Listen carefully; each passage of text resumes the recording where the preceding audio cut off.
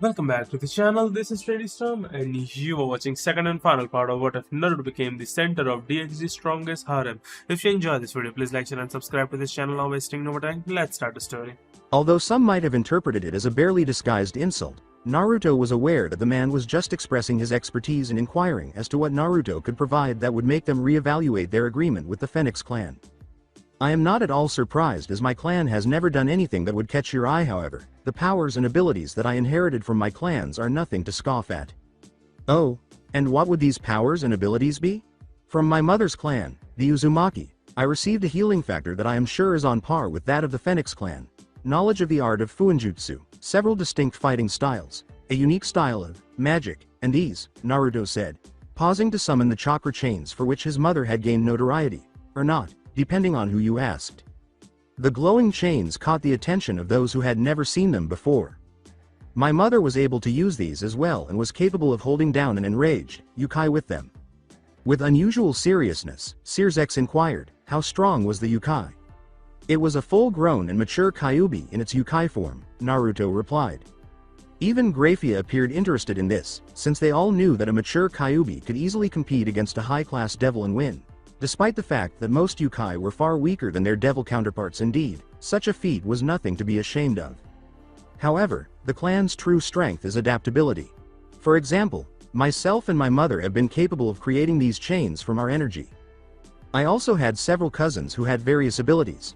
One was a sensor like no other, being able to track someone halfway across the continent. Another was able to control the elements of lava and steam. A third cousin had precision control of her power and was able to use it to enhance her strength to the point that she could easily demolish entire city blocks with a single punch in her prime. And a fourth was one of the most powerful people ever to live in my homeland, possessing extremely large amounts of power even for an Uzumaki and extreme levels of natural skill. So this mutation ability varies from clan member to clan member, correct? If that is so, then may I ask what your mutation became? Venelana spoke softly. Mine is unique in that I developed several powers. Every Uzumaki has had extreme levels of durability and longevity, but my mutation has caused me to gain a healing factor that allowed me to survive being stabbed through the chest with a powerful lightning technique when I was only 14. My stamina is also ridiculous by any standards, allowing me to train or fight at full strength non-stop for several days at a time. My energy reserves are also gargantuan. By the time I was 10, I had the reserves of a mid-class devil. It has since only kept growing larger. I also inherited my mother's ability, as I mentioned earlier. Rias and her peers were unable to do anything but listen in awe as Naruto and her parents continued their conversation. Never before had Naruto divulged so much about himself, much less his own family. My father's side gifted me with a natural affinity to wind, magic, a contract with toads who act as my familiars, several unique techniques that involve the use of space-time manipulation, and the knowledge of senjutsu. Jiraiya frequently claimed to see Minato as the son he never had, and Minato saw the old pervert as the father he never had, despite the fact that the Namikaze clan didn't exactly have any of those things because Minato was an orphan himself. Similarly, whether by blood or not, Jiraiya was and would always be a member of his family. The admission of senjutsu knowledge raised eyebrows. The Gremory clan members knew better than to disparage the ability to harness the power of nature. Even though the majority of devils believed the art to be anything but good, then there were the purported space tricks Naruto had alluded to. Lord Gremory reflected, this boy just keeps getting more interesting the more he talks. Searsex questioned, can we see one of these space-time techniques? Naruto only nodded before he was gone in a familiar flash of crimson. Startled by the redhead's apparent disappearance, the Gremory family started looking around the room for him. They didn't notice an intriguing sight until Akemi smiled and pointed up. Naruto was standing on the ceiling with his hands in his pockets before anyone could fully register that he was gone again in that same flash before reappearing in the position he had held at the beginning of the conversation. Naruto performed the maneuver a few more times. The technique is called Hiraishin. My father's version had him using specifically marked kunai to tell him where to teleport to. With it he was able to slaughter whole battalions of soldiers in the blink of an eye. I improved on it and eliminated the need for markers altogether. Before Lord Gremory suddenly started laughing, nobody spoke for a long time. I like you, boy. You are sure to keep things interesting, and if the way my daughter has been looking at you is anything to go by, she trusts and cares for you deeply with all that you have to offer. I really have no choice but to cancel the contract with the Phoenix clan. Really? Rias smiled as she turned to face her father. Lord Gremory laughed and nodded. Yes, really, the kid makes a damn good argument. Besides, I have a feeling there's even more he has yet to show us. The fact that he makes you happy is all the better. If that was the case, then why didn't you call off the engagement when I asked? Rias scowled in response. Venelana intervened at that point. You have to understand, dear, that we made that contract before you or Riser were born. Had we known how he would turn out, we would have turned down the offer. However, the need to repopulate with stronger pure blood devils was too much, and so we accepted it. Sears breathed a sigh of relief. Yeah, the war took a real toll on us, and a lot of the remaining pure bloods saw the rise of reincarnated devils and began to feel threatened by them. Normally that wouldn't matter, but we didn't need to put down yet another rebellion, so we acquiesced to their demands, and as one of the 72 pillars we had to lead by example. But none of that matters now. With this young devil here, we can make that contract with the Phoenix null and void and make one with him and his clan. Would love to meet the man who came up with that Hiraishin. Lord Gremory cheerfully interrupted, slapping Naruto on the back. Sadly, both my parents are dead. Also, I'm not a devil, Naruto sighed, acknowledging that he had to break the big news. Well, that complicates things, Venelana sighed. Lord Gremory's expression turned gloomy. Indeed, had you been a pure blood devil, we could have simply voided the contract. However, since you're not, that gives the Phoenix clan the grounds to challenge you, and knowing Riser, he won't just let Rias go without a fight. Naruto said, then let him if he wants to fight me for the right to marry Rias-chan. Then so be it. I will accept the challenge, Tibeo, with a smug smile. Sears replied, very well then, a duel between Naruto Namikaze Uzumaki and Riser Phoenix will decide who is to marry Rias Gremory. Asia, Rias, and her peerage were searching for Naruto to let him know that the time had finally arrived for him to face Riser. Rias and Kaneko in particular had complete faith in the sage, so they weren't concerned about how the fight would turn out. However, he had been gone for the majority of the day for the past week, leaving early in the morning before anyone, including Grafia, was awake. Nobody was aware of his activities, and when questioned, Naruto would merely shrug and respond, getting warmed up. Kaneko's cat ears perked up and twitched a little as they searched the expansive grounds of the main Gremory estate. As soon as they questioned it, Kaneko declared, Naruto-sensei is using senjutsu. After saying that, Kaneko started running quickly, with Rias and the others trailing closely behind and Issei at the back. Although most would assume that having Naruto as a Ni-chan would inevitably mean she had at least some training, even Asia was outpacing the teenager in speed. Kaneko turned a corner and struck the person they had spent most of the morning searching for, face first, in the chest. Even though everyone else was moving slowly enough to stop in time, Asia managed to trip Issei instead of herself, causing the brunette to fall painfully to the ground. Holding his senjutsu student's flushed face against his chest, Naruto laughed and said, hey, whoa, is someone making ramen and they didn't tell me? Akeno remarked, Ufufu. Kaneko seems eager to see Uzumaki-kun, in reference to the way the Neko's tail had encircled Naruto's wrist. As everyone's gaze was drawn to that particular appendage, Kaneko's blush deepened, and she then glared at the sadist, who just kept laughing. Remarkably strong, Rias took hold of Naruto's free wrist with her hand and started pulling the sage with her. Naruto laughed and let himself be dragged along by his fellow redhead, a certain Nekosho who was already contentedly occupying his back. Are you taking me to get some ramen, Rias-chan? He asked.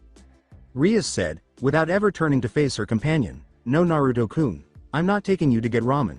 You addict, they've already set up the area for you, and today is the day you fight Riser. We have to be there soon so they don't call it a forfeit on your side. Why are all the women in my life so controlling? Observing the contentedly dozing Kaneko, Naruto proceeded. Well, aside from Kaneko, she's simply too adorable. Just a few minutes later, Naruto was recognizing how quickly the devil craftsmen could complete tasks. They constructed a sizable arena that resembled something from ancient Rome in a matter of days. This was all done in order to get around any opposition to Naruto and Rias's meeting. They planned to broadcast the duel throughout the underworld and invite other powerful devils, including the remaining 4 Saiyans, to witness it in person. In this manner, there would be indisputable evidence that Naruto was the superior contender, and the former Jinchuriki was more than willing to offer that evidence. The day after arriving in the underworld, he met Riser, and the two immediately clicked and became best friends. Keeping in mind that Naruto's previous best friend had made multiple attempts to kill him, beating the pompous blonde-ass nugget so hard his dead ancestors would feel it, was something Naruto had to refrain from doing. Naruto detested the blonde nugget because he was like a combination of Neji, before Naruto's ass-whooping, and Sasuke, before Naruto's ass-whooping, who were both conceited and womanizing. Given how annoying the Phoenix was, Naruto could understand why Rias was so against getting married to the man. In fact, he was shocked that the Gremory clan hadn't terminated the contract earlier. When Lord Gremory and Searsex questioned Naruto about his plans for Riser, the sage simply said, "Give him my patented, beat the arrogance out of you, Uzumaki-style beatdown." They definitely liked Ria's somewhat boyfriend after that statement, even if they hadn't liked him before. When she heard Naruto say that, even Venelana, who is usually quiet, had to suppress a laugh. Even the eternally stone-faced Graphia had smiled. According to Searsex, naturally, he received a Graphia patented reprimand and was informed that such behavior was inappropriate for a Satan. As many people in Konoha knew, Naruto would always follow through on his promises. No matter what now, he was going out into the battlefield to fulfill the promise he had made to Rias these days.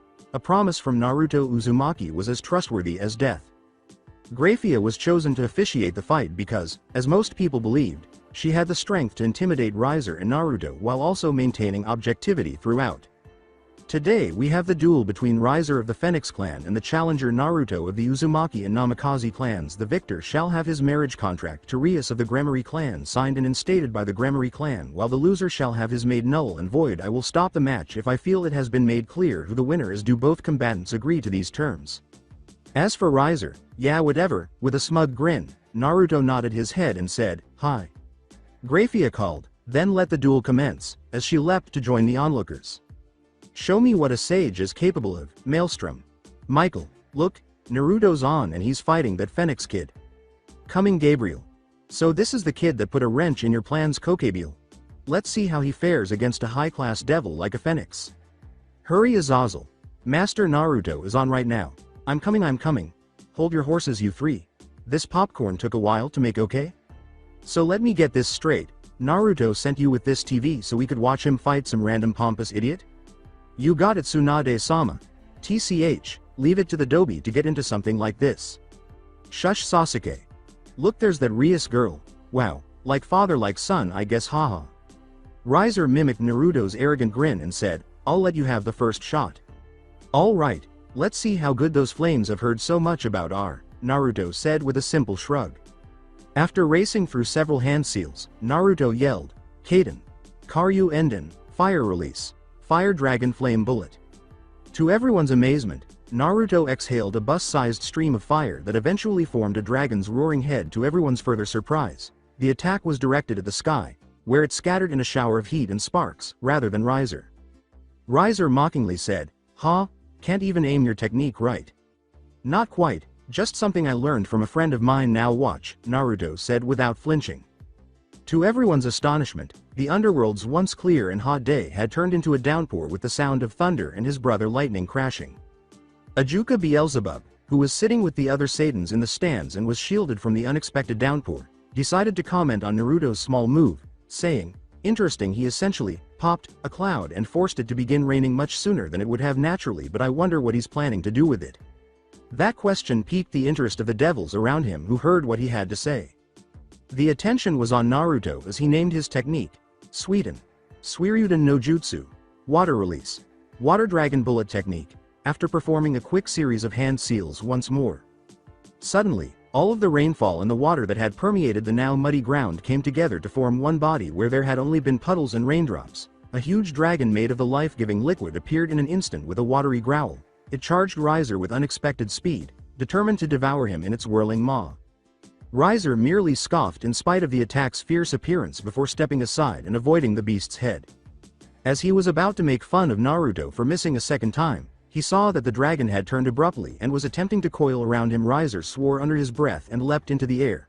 The water beast pursuing him. The seemingly sentient technique soon started playing a rather humorous game of cat and mouse, in which Riser was the prey and it was the proverbial cat. Venelana remarked, "Naruto was right when he said he had some unique magic. I've never seen someone use such an odd fire attack," then seamlessly switched to displaying such control over its opposing element, as she stood beside her husband and daughter. Others would have answered her, but they were too preoccupied with the image of a still cursing Riser squeezing past the water dragon's gaping muzzle. After just a few minutes, Riser became enraged with the dragon and its relentless attempts to crush him in its jaws. He yelled, "Enough!" and then unleashed a torrent of fiery orange flames that struck the dragon, causing steam to rise and cloud the area due to the heat and intensity of the attack. "Now it's my turn," Naruto Riser yelled, turning his irate eyes to a still smiling character. Naruto's spot was transformed into a white-hot pyre when he waved his hand, causing a veritable wall of fire to rise and slam into it. The arrogant Phoenix managed to say, "TCH, pathetic couldn't even dodge such a simple," before a sandaled foot slammed into the back of his head, sending him bouncing along the ground like a pebble across a lake. With a bigger smile than ever, Naruto resumed his attack by vanishing and then resurfacing in front of the still tumbling Riser. The sage then grabbed his opponent by the back of his head and slammed him against the arena wall with enough force to shake the building and produce a cloud of debris. Futon. Kami Oroshi, wind release. Godly wind from the mountains, Naruto yelled, jumping back before slicing through yet another set of seals. Before Naruto used the technique and the roaring winds slammed into the crater Riser occupied, the air he had collected in his hands turned visibly blue, much to the surprise of many onlookers. Naruto mockingly remarked, "Didn't miss this time, did I, Yuru?" Another wave of fire erupted from the Riser-shaped hole in the wall, forcing Naruto to quickly sidestep after he yanked himself out of the hole. The blonde's clothes were ripped in most places, and he appeared to have a broken nose, and jaw blood was also pouring down his face from an open wound on his forehead. "Shut your mouth, peasant." With a grimace and a rather painful snap, Riser grabbed his crooked jaw and pulled it back into place. All of the wounds he had sustained from the series of attacks, including the one on his forehead, started to heal. In spite of this, there was a clear hatred on his face toward the person who had initially injured him. The devil's back burst into flames, and as they shaped themselves into wings, he flew into the air and started pelting the ground below with a hail of flaming balls the size of volleyballs. Despite appearing to be on the defensive, Naruto's amused smile never left his face as he had to dodge to avoid being burned by the flaming spheres. Demonstrating an amazing degree of flexibility in the process to many onlookers, he actually appeared to be having fun. For several minutes, Riser's rage increased in tandem with the size and temperature of his flame bullets. During this brief dance, Naruto eventually started to get bored and decided to end the game by performing his final backflip and then simply standing motionless with his arms crossed on the spot where he landed. Riser recognized his opportunity and directed all of the incandescent projectiles toward that location. The rippling waves of heat and fire rising from the fire soon mixed with the dust that had been kicked up by the repeated impacts. Everyone was waiting impatiently to see what Naruto was doing by allowing himself to become trapped in the actual fire that Riser had started. Many were even doubting the man's sanity. Riser eventually stopped his blazing tirade and burst out laughing, saying, "Finally, now that peasant knows his place in the world. Beneath the boots of his betters. I think you can call the match now." Graphia, not even a Satan would be able to survive that. Graphia merely shook her head in the negative, then pointed to the same location that Riser had just burned, much to the surprise of many in the audience. After following her finger, everyone gaped in wonder at what they had witnessed. The heat from the Phoenix clan's flames melted the ground they had collided with, leaving a crater of molten earth where solid ground had once been. But that wasn't what the onlookers found shocking. A ball of bright orange metallic chains, all connected to one another without a single opening, lay at the heart of the magma-filled depression. The spiked ends of 4 chains that were stabbed into the ground served as anchors for the strong and completely impenetrable shell that was formed by the chains wrapping around one another in a series of loops. As the coils started to unravel, the ends of the chain violently withdrew from the ground, gradually exposing the smiling face of one Naruto Uzumaki. When the massive chains had finally come loose, the island of Earth and an unharmed redhead were visible beneath him. Naruto spoke after the majority vanished, leaving only 4 glowing cables protruding from his back. "Seems only fitting to pit one of my own family's bloodlines against yours. Meet my mother's signature technique, chakra chains." In a flash of blinding speed, all 4 chains turned and blurred at Riser. In less than a second he was bound to his side by 2 chains around his arms and 2 around his legs before the devil realized what was happening. Naruto pondered mockingly, "Now, let's see if we can't clip those wings of yours," before the chains obeyed his silent command. Before Riser was slammed into the ground, a cloud of dust was kicked up from the impact, and everyone flinched as they watched the chains shift and undulate quickly. After a short pause, the Phoenix was slammed into the arena's side again, this time with enough force to shatter it and even leave a deep impression. With sporadic smacks into the wall, the chains continued to tear through and across the wall, shattering it even more. Naruto never once displayed any signs of struggling to control the objects. Instead, he stayed composed and almost at ease throughout. Naruto eventually shifted his strategy, bludgeoning the blonde into every available surface and swinging him violently through the air before throwing him against the wall once more. Most people thought Naruto was merely playing with Riser. Those chains of his are really something. They can stretch as far as the kid needs them to, move in any manner, and seemingly even change their thickness, all without him having to put any real effort into it, Sirzex exclaimed. Indeed, add to that the fact that they can also act as an equally impressive defensive measure and withstand the heat of even large amounts of phoenix fire. Those chakra chains are really quite the powerful ability, Ajuka said. Yes, but the fact remains that the Phoenix Kid still has his regenerative ability, and it has probably already begun working on healing his body from this thrashing, Fulbium responded. Yes, but the Uzumaki guy has shown that he's got a counter to almost every one of Riser's powers. He countered his flames with an impressive level of control over water, showed that he is far superior in terms of raw speed and strength, and even took away Riser's advantage of flight with those chains. Seraphol was the last person in the group to speak, her eyes still fixed on the back of the smiling Uzumaki. I wouldn't be surprised if he has some measure to beat the Phoenix clan's healing powers. The strange display of solemnity in their current circumstances would surprise those familiar with the Saiyans, especially Seraphol and Searzex, who are notorious for their peculiar eccentricities and antics. After the initial confusion, those same people would only nod in agreement. After all, there was a reason why these four had defeated the old Satan faction. Naruto was aware that he was only making Riser angry by using the Phoenix clan's healing power.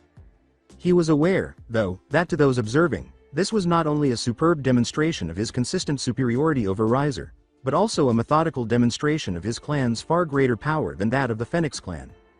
In contrast to the straight fights he had always preferred, in which the fighters exchanged blows and spoke with their fists, he detested this type of fighting because it was more of a showboating contest, no nonsense, no ostentatious display of strength or ability, just two individuals battling to prove who was superior that day, to feel alive, or to resolve a disagreement. Naruto sighed as he made the decision to conclude his brief demonstration of the power of his chakra chains in a final maneuver. He threw Riser into the air, freeing him from the chain's grip before Riser could exhale a breath of relief. One chain caught his foot once more, and he was thrown violently into the ground. The force of the impact caused a shockwave of compressed air to emerge from the point of impact. However, it was not at all surprising when Riser emerged from the crater his body had created, one arm bent at the elbow in an obviously abnormal manner, his normally blonde hair stained with blood, and his knee nearly reduced to dust. Even so, nobody was shocked when they saw the wounds light up in tiny slivers of flame and start to mend, with bones snapping back into place and reforming themselves with resounding crunches and snaps, and exposed pieces of flesh sewing themselves back together.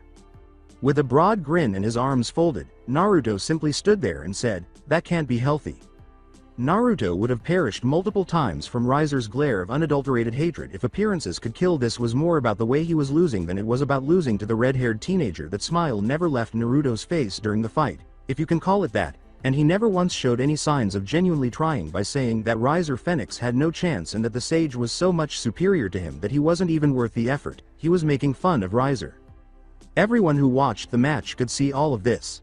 Seeing Naruto use one of his best skills, which had helped him win numerous battles even when he was just a wet behind the ears genin, made Akemi smile. Naruto possessed an odd ability to understand human nature. Naruto could discover a person's greatest aspirations, fears, strengths, and weaknesses in even a brief conversation. Even now, it was an instinctive action rather than something he did consciously. As a leader, this was advantageous to him because he could use that knowledge to motivate his supporters to reach their full potential and accomplish previously unthinkable levels of bravery and strength. He had done it with Shien, Koyuki Kazuhana, and even Jiraiya and Tsunade.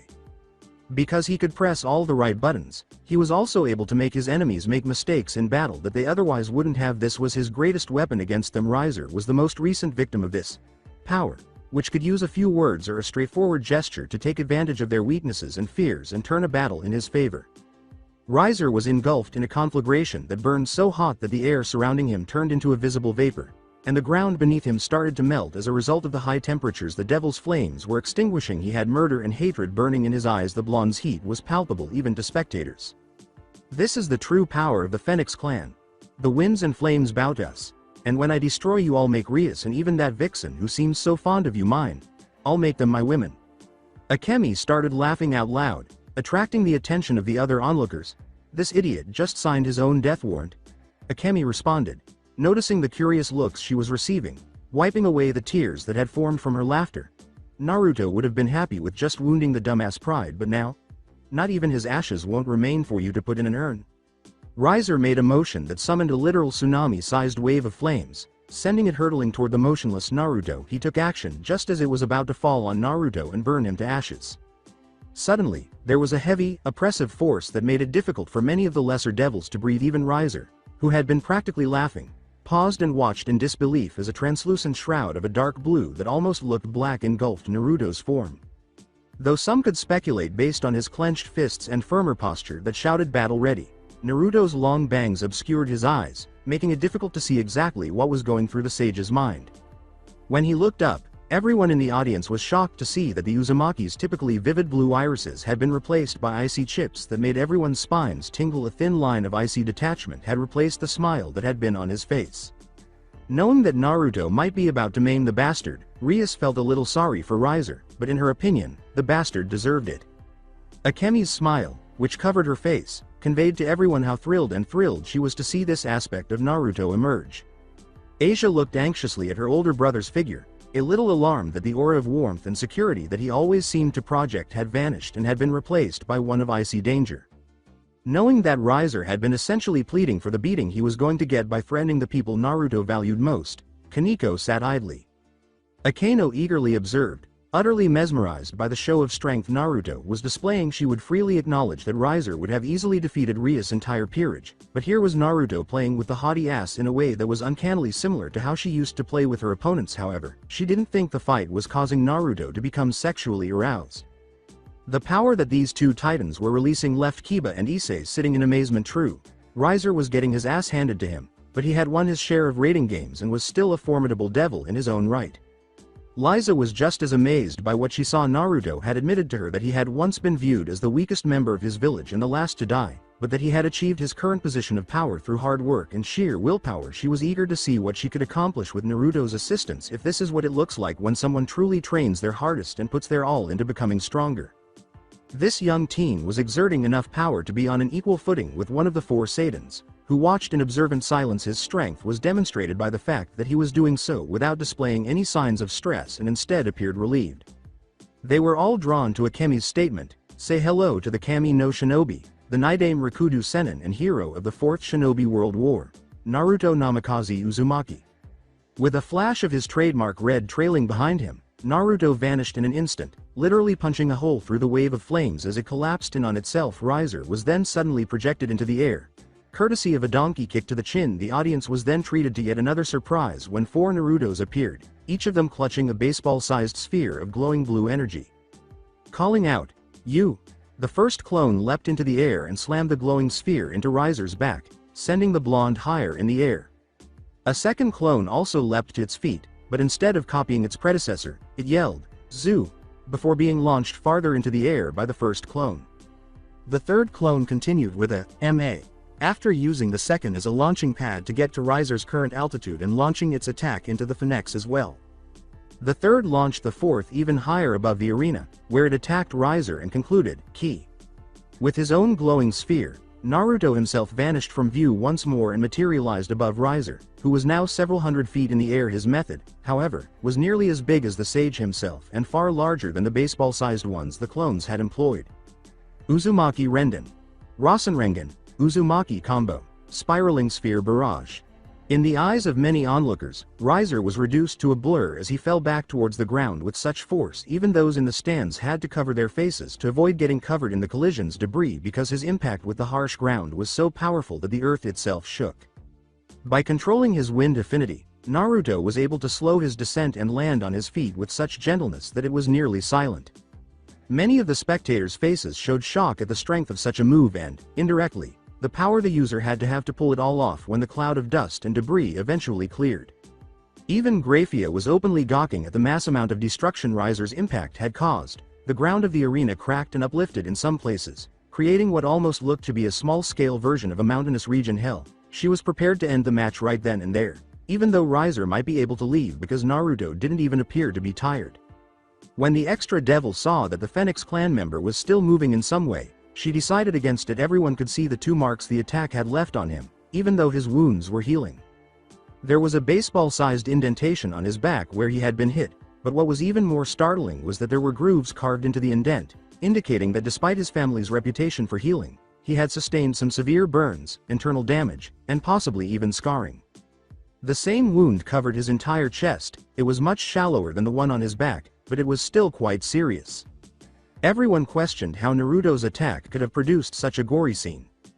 The Rasengan is one of Naruto's father's original techniques. It was actually modeled after one of my own attacks that he had witnessed once. However, instead of blunt damage or burning, the Rasengan grinds whatever it hits, as it is a condensed ball of literal spirals that have become self-sustaining. Naruto has created several variants of the attack, one of them being his strongest attack in the entirety of his arsenal, with the Odama Rasengan being the second weakest variant, lectured Akemi. Astonished, Issei exclaimed, "Second weakest?" Everyone was shocked to learn that the attack that had destroyed the battlefield and left Riser with bloody grooves in his chest was the second weakest of its forms. Given how easily the attack could rival the Biel Gremory powers of destruction, even the Gremories were taken aback. Akemi simply sighed. It's really only the basic Rasengan with more energy put into it to take on a bigger size and do more damage. Seems that healing factor of yours is just as good as they say it is, though from the look on your face it appears that it doesn't stop the pain from your injuries, Naruto said, seemingly unconcerned as he stared at the bloody, limping form of Riser back on the battlefield. In response, Riser merely coughed up a glob of blood and started muttering weakly, "I cough will kill you. Before that, why don't we put that healing factor of yours to the test even more, nay?" Then, in order to gather the chakra required for one of his most powerful attacks, Naruto extended his right hand. With great anticipation, the onlookers watched as the now famous Rasengan started to take shape in his grasp.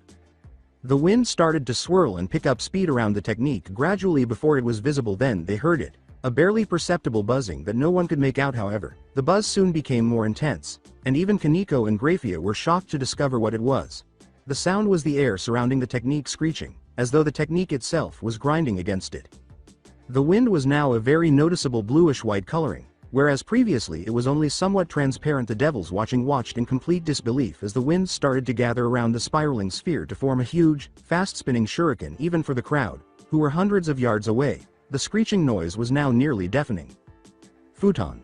Rasen Shuriken, wind release. Spiraling shuriken, Naruto yelled the technique's name amid the roaring winds. Naruto threw the lethal blow at Riser without even grunting, moving at a speed that was significantly faster than it should have appeared to be able to. Even the Saiyans grimaced at what followed, seeing the attack rip through Riser's left arm like wet paper, then rip through the arena wall in a similar fashion. There was not even a speck of blood left on the severed limb, which had apparently vanished after being drawn into the lethal vortex. Riser's wide-eyed gaze on the bloody stump that was his left arm drew attention. "Arg!" he cried out as the agony of losing a limb finally became clear to him. Riser's family watched in silent horror from the stands as he fell to his knees, clutching at his stump in excruciating pain. The sight of her youngest son without a left arm made his mother cover her mouth and suppress a sob. She muttered, "Why isn't it growing back?" Even so, everyone heard her and was left with the same questions as the Phoenix matriarch. Akemi was thrilled to respond. The Rasen Shuriken is the completed version of the Rasengan, being infused with Naruto's wind affinity combined with the cutting power of wind. The Rasen Shuriken is comprised of millions upon millions of microscopic blades of wind that cut and rip through its victim at the cellular level. Riser can't heal his arm because there's nothing to heal. Every single cell that made up his arm has been shredded into pieces. And it was sold. Both the Bale's powers of destruction and Naruto's technique left no evidence of their target behind, making them easily comparable. When everyone turned to see that Naruto had summoned the destructive force known as the Rasen Shuriken and was serenely approaching the fallen form of the still in pain Riser, the screeching resumed. Holding the howling shuriken above his head, Naruto stood above Riser with a voice full of strength and authority. Naruto said, "Yield or you will be losing much more than just an arm," as he gazed into the weakened devil's eyes. Riser's body was filled with primal terror as he gazed up at the formidable Naruto, who held a true force of nature above his head. Slowly, Riser said, "I yield," his eyes wide and motionless. With his cloak and hair blowing in the wind, Naruto instantly spread the technique. "Why don't you crawl back home, cry like a bitch, and see if those phoenix tears of yours can grow back your arm, nay?" Naruto leaned down and whispered into Riser's ear, feeling particularly vindictive of the person who dared to threaten not only Rias but also the one person who had been by his side throughout his life. Grafia yelled, "Naruto Namikaze Uzumaki is the winner of this duel," before jumping back into the now demolished stadium. Naruto calmly left the now demolished battleground, which had been severely damaged by both fighters' tactics, as many spectators in the stands and even those outside watched with curiosity. The way Naruto defeated Riser was the one thing that most people found particularly noteworthy. Not the battle's tactics, But how it was carried out, Riser had been nearly destroyed by Naruto, in addition to demonstrating that he had a counter to everything Riser and consequently his clan could do. He accomplished what many believed was impossible. Mortally wound a phoenix. The fact that this seemingly random teen was now leaving the battle unharmed was even more astounding. Riser had been unable to hit the redhead at any point. This prompted a number of questions. This Naruto Namikaze Uzumaki was who? Who were his parents? His clan was where? From where did he originate? How had he been able to remain unnoticed for so long? What was the reason behind his recent debut? Interesting. I wonder if he would be interested in joining us. TCH doubt it. Apparently the guy's been in contact with not only Azazel and Gabriel, but Ophis as well. According to intel, she's taken to hanging around him quite often, which is probably why no one around here has seen her or received word from her. Shame, he would have made a valuable asset to our cause nonetheless. We move on with our own plans. Ha ha ha. Looks like I was right about you, Sage. You are quite the interesting character. Naruto put his arm around her waist in return, and Rias joyfully greeted him by kissing his cheek and embracing him around the neck. That was really impressive, Naruto-senpai, but why didn't you bring out your blade? Asked Kiba. The blonde knight could have made a show of it too, knowing from their numerous spars that Naruto was a master swordsman of the highest caliber. Well, my sword was actually the one my mother originally wielded, named Benikachu, Crimson Whirlpool. I don't like using it unless I feel someone has my respect or hatred, and Riser had neither, Naruto clarified. From her position on Naruto's back, Kaneko questioned, what about Senjutsu? Many would have questioned how she managed to get there without anyone noticing, but after asking said Nekosho about it, everyone chose to ignore the matter before continuing to eat her cake. She had merely shot them a sardonic look. However, it's possible that she didn't respond because Issei was the one who asked Issei, and everything related to him were generally disliked by her. With a shrug, Naruto said, didn't need it. Akeno winked and said, Era. Any chance you can teach me how to use those chains of yours, Uzumaki-kun? Naturally, she had already seen them during the church incident, but she had been too distracted by other things to give them much notice. But now that she could see them clearly, her sadist side had become active. Knowing why she was asking, Naruto merely laughed nervously and said, hee, sorry Akeno-chan, but they're kind of a family-exclusive technique. Ah, what a shame. I could have used them for some activities. UFU, was Akeno's only response, a fake pout. Liza, the bashful Dampier, approached Naruto and bowed her head to conceal her flushed face before saying, go. Good job, Naruto-san. Putting his hand on her shoulder, Naruto grinned and said, hey, none of that. Call me Naruto-kun or Naruto-sensei, okay? Hi. The girl said with a modest smile as she raised her head. The four Saiyans, Riser's parents, and both of Ria's parents approached the group before anyone else could speak. On behalf of the Phoenix clan, I extend my congratulations to you. We also acknowledge that our contract with the Gremory family is now null and void, said Lord Phoenix, who approached Naruto with a grim expression and held out his hand. Naruto shook the extended hand and observed his wife's somewhat swollen eyes and dejected expression. He might not be fully aware of their emotions, but he could see that it had been hard for them to watch their youngest son be severely beaten and then lose a limb for good. Before the two could depart completely, Naruto said, it's not gone forever. Everyone took notice of this, and the Phoenix matriarch looked at Naruto with hope. When I first started working on creating the technique, it was too unstable and actually badly damaged my own arm in addition to the target in the process of using it, because I had to use it at point-blank range. Normally that would have meant that I would have no use over my arm as my nerves and cells were all but torn to shreds when I first used it. However, as you can see, I still have full use of said limb. But you destroyed his entire arm. There's nothing there. You're right. However, my arm was healed through my own healing factor, which pales in comparison to the one I have now or your family's. What I'm trying to say is that if he focuses enough energy into that arm and makes his healing factor work over time, eventually his arm will start to grow back, and those phoenix tears of yours will only speed up the process. As Naruto spoke, everyone's faces lit up with realization, and the Phoenix matriarch's eyes were filled with hope. Even though she was aware that her son had not always been a good person, the fact that he was her son remained unchanged. She and her spouse had half expected the redhead in front of them to boast about defeating the renowned healing factor of the Phoenix clan, but instead he was assisting them. The mother, who had just started to smile, said, thank you, Mr. Uzumaki, her eyes full of tears. Don't worry about it. After all, I am responsible for him losing it in the first place. It's the least I could do, Naruto said, grinning and rubbing the back of his head. Every spectator grinned in admiration for what Naruto had accomplished. He had offered a hand of friendship and decided to assist the man he had just injured, rather than boasting about his win or showing coldness toward his opponent's parents. Rias, it appears that you picked a very interesting man, strong, compassionate, and noble. And now smiling Sizek thought. I wonder if you would mind, as he looked from the ever-stoic figure of his queen to the laughing teen who was officially his brother-in-law. Then, as the naive teenager fell prey to Seraphol, the hyperactive devil, he began to perspire. She appeared to have developed an interest in the sage and his abilities. The Leviathan only needed to be persuaded that he was a good man to introduce herself. The bead of sweat widened when he noticed that Kaneko, his sister's rook, was standing on the back of the blue-eyed teenager, glaring at the Satan with a heated expression. Indeed, Graphia deserves to be happy, and he probably won't mind having another. She will also stop bugging me now that she is swooning over him. This plan is awful. When Searsek started cackling, seemingly randomly, like a mad scientist who had just finished telling everyone about his master plan to take over the world or some other inane nonsense, many started to question whether he had really lost it. Graphia saved him, fortunately, by pulling hard on his ear until it stretched comically, before the strong Satan could further embarrass himself. Ow! That hurts, Graphia. That is not behavior appropriate for the current Lucifer to be displaying in public.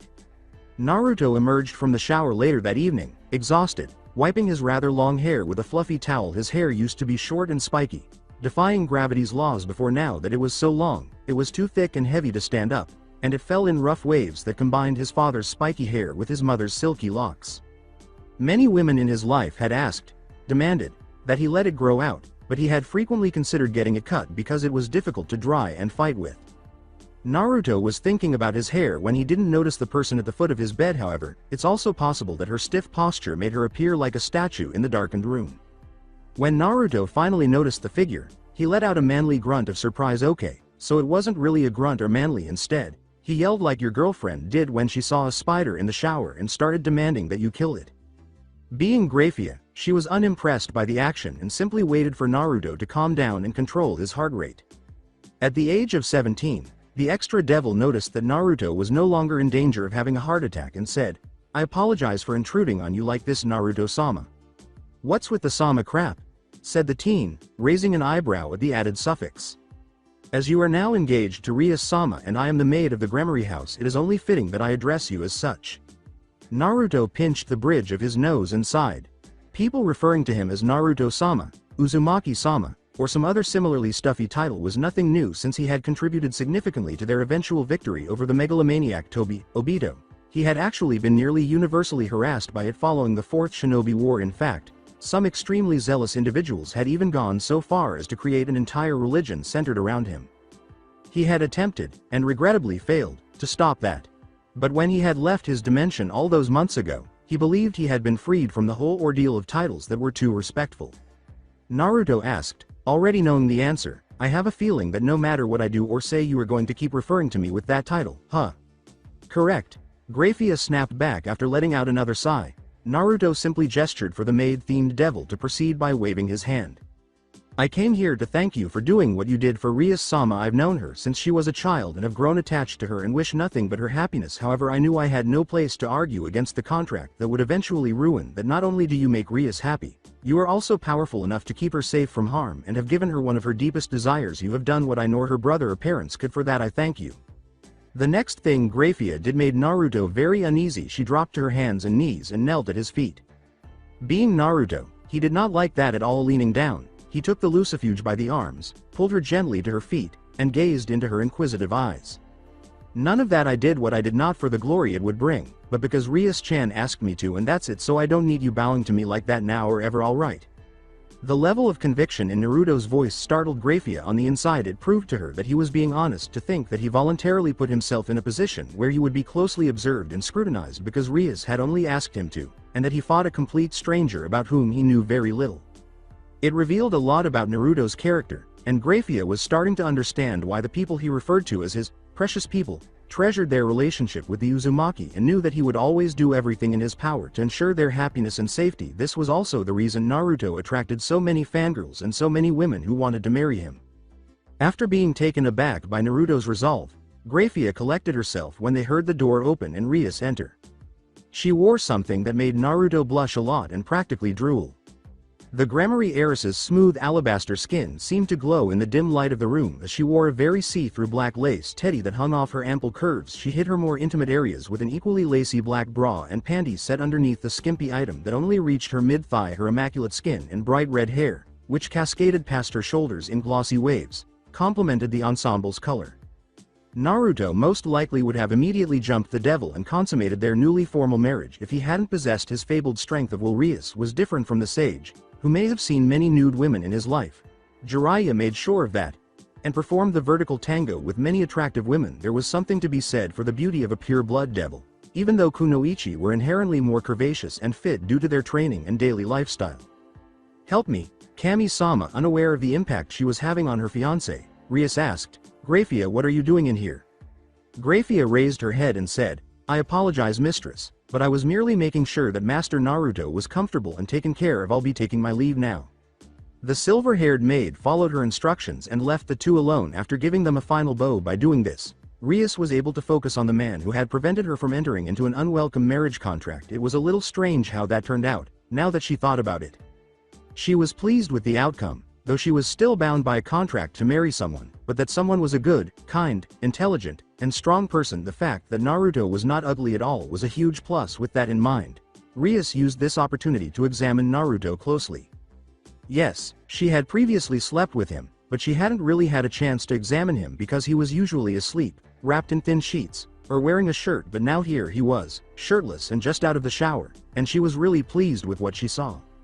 Naruto was neither slender nor wiry by any means. Instead, beneath his tanned skin, he had a chiseled body made of compacted muscles that showed the strength she knew those muscles could produce. It was evident to Rias that Naruto was a borderline training nut who was constantly straining his body. His body had not a single ounce of excess fat, but she couldn't help but notice the few scars that occasionally appeared on his body. The two that were most noticeable were the big circle that delineated his lower abdomen and the fist-shaped one close to his heart. Since she had questioned him about them a few days after seeing them, she was obviously aware of their origins. Even so, the wounds continued to captivate her in some way. His ability to regenerate and the technique's ability to leave a scar in spite of that healing ability were both impressive. She strolled over to her fiancé and started running her fingers over the creases and lines of the scarred skin. "You're a crazy moron, you know that?" Rias said coolly. Naruto was simply chuckling. "That seems to be how everyone I know feels about me, but I wasn't called Konoha's most surprising ninja for nothing, ya know." To be honest, Naruto took pride in that title. Being compared to the father of ninjutsu was cool, but it also made Naruto seem like a god, which he wasn't entirely comfortable with. He was aware of his strength, but was he as strong as the man who was supposed to have defeated the force that gave birth to life in their world? Indeed, he lacked strength. However, the fact that the other title was his and his alone was the true reason he loved it so much. Nin was alone. There was no second most surprising nin. He was and will always be the most unexpected shinobi in Konoha. The fact that Kakashi was the one who first gave him the nickname when he was just a snotty, conceited brat trying to establish himself also helped. Placing the Gramarye heiress on his lap, Naruto lowered himself onto the edge of his bed and put his arms around Rias's smaller frame. They simply sat there, Naruto putting his arms around her waist and letting his face rest in the red hair he loved so much, and Rias resting her head on his shoulder and her arms around his neck. A thought crossed his mind, and he chuckled softly. Rias asked, "What's so funny, Naru-kun?" without even opening her eyes. "It's funny because I just thought about how much I resemble my father and how my mom would feel about you," Naruto said with a simple smile. "Oh, what do you mean? Remember how I told you that my dad originally fell in love with my mom because he thought that her hair was beautiful? Well, I guess I inherited that love of red hair as well." That made the two laugh. "And what about your mom? She'd love you. The fact that you and her share a lot of the same qualities would only make her happier." The two were discovered wrapped in one another's arms and covered by a thin sheet a few minutes later when a frustrated Rias finally lost it and threw off her clothes before resuming her position in the arms of her future husband. Naruto had laughed. In another scene, a certain Biju was biting her lip nervously as she raced back towards the Gramarye house, her flaming hair fluttering in the wind at a speed that would make even a cheetah green with envy. "Naru-kun is not gonna like this one bit. Naruto ni wake up," exclaimed the vivacious ex-nun Asia as she rapped on the door of his makeshift, perhaps permanent now that he is engaged to Rias' bedroom. The Gremory family was different from most families, and many demons would have scorned the young girl for being both human and a former church member. The happy blonde had actually caught the attention of Circex and even Graphia. Even thousands of years old devils found it difficult to dislike Asia because of her naturally vivacious personality and adorable appearance. It also helped that her pseudo-brother was a sage who could atomize anyone who got in his way based on what they had witnessed from his match with Riser. They believed that merely disparaging one of his valued people was sufficient justification for mutilation. Asia had undoubtedly been embraced by the Gremory family. "Naruto-sensei still isn't up," said Kaneko, the equally endearing Rook, in a monotone. Asia simply pouted and nodded her head, already accustomed to the Neko show showing up unexpectedly and without warning, something she likely learned from Naruto, who had a habit of doing the same thing and frightening the living daylights out of people. Odd, was the abrupt response. To be honest, Naruto found it quite strange. Everyone was aware that he was constantly up before the sun to train or meditate because of his previous job. It was a little concerning that he still hadn't gotten out of bed when breakfast was almost ready. They both noticed that the still drowsy Issei was shuffling past them, probably to get some of the breakfast that Graphia and the other servants had made. When Kaneko saw him, she saw an opportunity to not only play tricks on the pervert pawn, but also to discover why her sensei was still sound asleep. Kaneko grabbed Issei's shirt hem without even looking to draw his attention, saying, "Pervert." The disrespect made Issei start crying. Kaneko went on, unfazed by the sacred gearholder's blubbering form. "Bucko wanted us to tell you that she requested that you wake her up around this time so she doesn't miss breakfast." Asia could only sigh when she realized what Konko was attempting. Her Ni-chan appeared to have influenced the young Neko in a number of ways. If she hadn't known that none of her objections would be taken seriously, she would have attempted to stop the silver-haired devil. Still, she offered a brief prayer in the hopes that Issei wouldn't suffer too much. With no idea what was going to happen to him, the once blubbering Issei completely changed his mind and was now joyfully marching towards the bedroom door. "Time for breakfast, Rias-senpai," the teenager yelled as she swung the door open. The girlish scream of terror that echoed through the vast building either startled or woke the rest of the Gremory household from slumber or half-slumber. Naturally, everyone rushed to the source because of the sheer terror the scream had instilled, only to be met with a strange sight. In front of them were a bleary-eyed, shirtless Naruto, an extremely nude and agitated Rias, a slightly smirking Kaneko, and Asia swooning over Issei. A balled-up mass of flesh and tears. There were multiple kunai and a rather large hole in the wall just a few inches away from the trembling pawn on the wall above it. When Rias and Naruto slammed the door to presumably return to the land of sleep, no one dared to interrupt them or ask what had happened because they were both wearing equally irritated expressions. However, it was not difficult for them to make an educated guess as to what had happened. "Too early in the morning for this shit," complained Ophis, wearing a very risque nightgown, and waltzed off, much to the surprise of everyone. The Gremory family had questions about her identity and how she got into their house, but they were more shocked that she was there than that she had cursed. The first to recover and ask, "Who?" was Circex. It was Akeno who responded. That would have been Ophis, the infinite dragon god. Akeno had become accustomed to the lowly's frequent visits. The members of the Gremory family were definitely awake now if they hadn't been before. With wide eyes, Lord Gremory stammered out, "How, what, why?" Kiba, Kaneko, and one Akeno merely indicated the room where a particular pair of red-headed people were located. When everyone was finally seated at the table and contentedly consuming the breakfast that Graphia and the other servants had made, Circex made the decision to discuss Ophis's current presence in his family's house. "Naruto, why is Ophis eating breakfast with us?"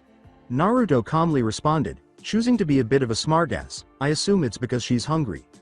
While Ophis and Kaneko continued to eat calmly as if nothing had happened, Issei almost choked on his mouthful of pancakes while Asia worriedly patted the teen's back to help. Akeno had to suppress a laugh. Kiba coughed to try to hide his own laughter.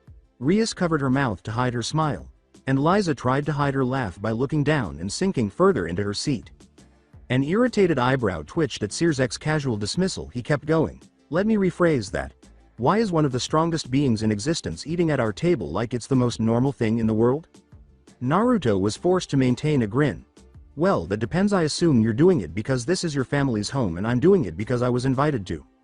At her fiancé's antics, Rias could only shake her head. Antagonizing her brother, the strongest of the Satans and one of the few super devils in existence, would only seem amusing to Naruto. However, she was aware that, in spite of everything, her brother was just as much of a fool as Naruto. Cirzek palmed his face and said, "Why is Ophis the Ouroboros dragon in my family's home and why are you two so chummy?" in a strained voice. At last, Ophis decided to say, "He interests me also, he can help me with my goal." Sears and the others were startled to hear that everyone was aware that Ophis had shown some interest in the resident sage, perhaps as a result of his unusual abilities, but they were surprised to learn that she intended to have Naruto assist her in achieving her objective. For a number of reasons, Sears was among the most uneasy about this straightforward declaration. It took more than just attracting the attention of one of the most powerful and ancient creatures in history, but he was aware of the solution Naruto was. To put it simply, interesting the child was fascinating, both in terms of his personality and the abilities and strategies he possessed. In fact, he and Ajuka had spent many hours debating how Naruto could accomplish the things he was aware, though, that Ophis would hardly ever leave the dimensional gap without a good reason. Previously, it was typically done to satisfy her curiosity or for some other routine purpose. It was unsettling, though, to learn that she had a purpose this time and planned to enlist Naruto's assistance for it. Who's to say Ophis didn't play at ruining hundreds, if not millions, of lives in order to achieve the peace and quiet she so desperately desired? The Ouroboros dragon could not be defeated by anyone outside of Great Red, but with Naruto on her side, even he and the other Saiyans would find it difficult to stop her from killing if that was her true intention. "And what exactly is your goal?" Sears asked in a steely voice. Glancing up into Sears' turquoise eyes, Ophis said, "Peace and quiet." A part of Sears was prepared to do everything in his power to prevent Ophis and, consequently, Naruto from pursuing that objective after hearing those words, but he had not been elevated to the position of leader of the four great Saiyans by making such snap judgments. Everyone was on edge as the tension started to build, even though they appeared to be speaking in a calm manner. With muscles twitching in anticipation, Sears questioned, "And how do you plan to accomplish that exactly?" Ophis said without blinking, "By having Naruto remove Great Red from the dimensional gap." Most of the people at the table dropped their silverware in surprise, and the sound of silver clinking against plates or wood reverberated throughout the kitchen. Even though Sears was extremely relieved that he had misjudged Ophis' objective, he was still uncomfortable with the notion that she would think Naruto, a young adolescent, could defeat a godlike creature like Great Red. He was powerful, and despite his humanity, Sears and Ajuka had even conjectured that he might even be on the same level as them. A super devil, but on the level of a dragon god? Great Red and Ophis were far more powerful than even the four Saiyans put together. He and the other Saiyans would be nothing more than a nuisance to Red and Ophis if they attempted to battle them. Naruto, a human being millennia younger than Red and thousands of years younger than him, simply could not possibly scratch Red in any reasonable manner. No offense to you Naruto, but I highly doubt that he could help you with such a goal, Ophis. Once more, Ophis said in the same monotone, "He's already beaten Red once before." The house trembled with a series of, "What?" shouts. Graphia, who was carrying a tray of food, stopped in her tracks and dropped the tray in disbelief. Nevertheless, Ophis and Naruto kept eating as if nothing had occurred. Although most people would concur that Naruto's victory over Great Red in battle would provide an explanation for Ophis's intense interest in the sage, it also brought up additional issues. What was Naruto's actual strength? Was Naruto concealing anything else? What was the duration of his existence? Then there was the question that no one had bothered to ask. Why had he come here in the first place? "So now you're the official fiancé to a red-haired beauty from a prestigious clan? Ha ha ha Gaki, you can never do anything half-assed, can you?" exclaimed a massive toad with a huge scar across one eye and a Yakuza jacket. Gamabunta, the former boss of the Toad summoning contract, had transferred the title to his son Gamakichi and was now content to enjoy the leisure that accompanied his retirement as a summon boss. At the moment, he and Naruto, the summoner of his clan, were lounging on top of a mountain, taking in the view below and sipping some of the Toad clan's renowned Mount Myoboku sake. "Yay, ain't that the truth? Guess the apple really doesn't fall from the tree, nay?" Naruto laughed as well. "It certainly doesn't. Let's not forget that you still have that vixen after you and now a little Neko girl as well. Jiraiya would be proud," laughed the huge toad. Naruto needed some much-needed rest after the underworld disaster and the drama that followed, including mortally wounding a devil who was supposed to be immortal and then getting engaged to one of the heirs of the most powerful clans in Devil Society.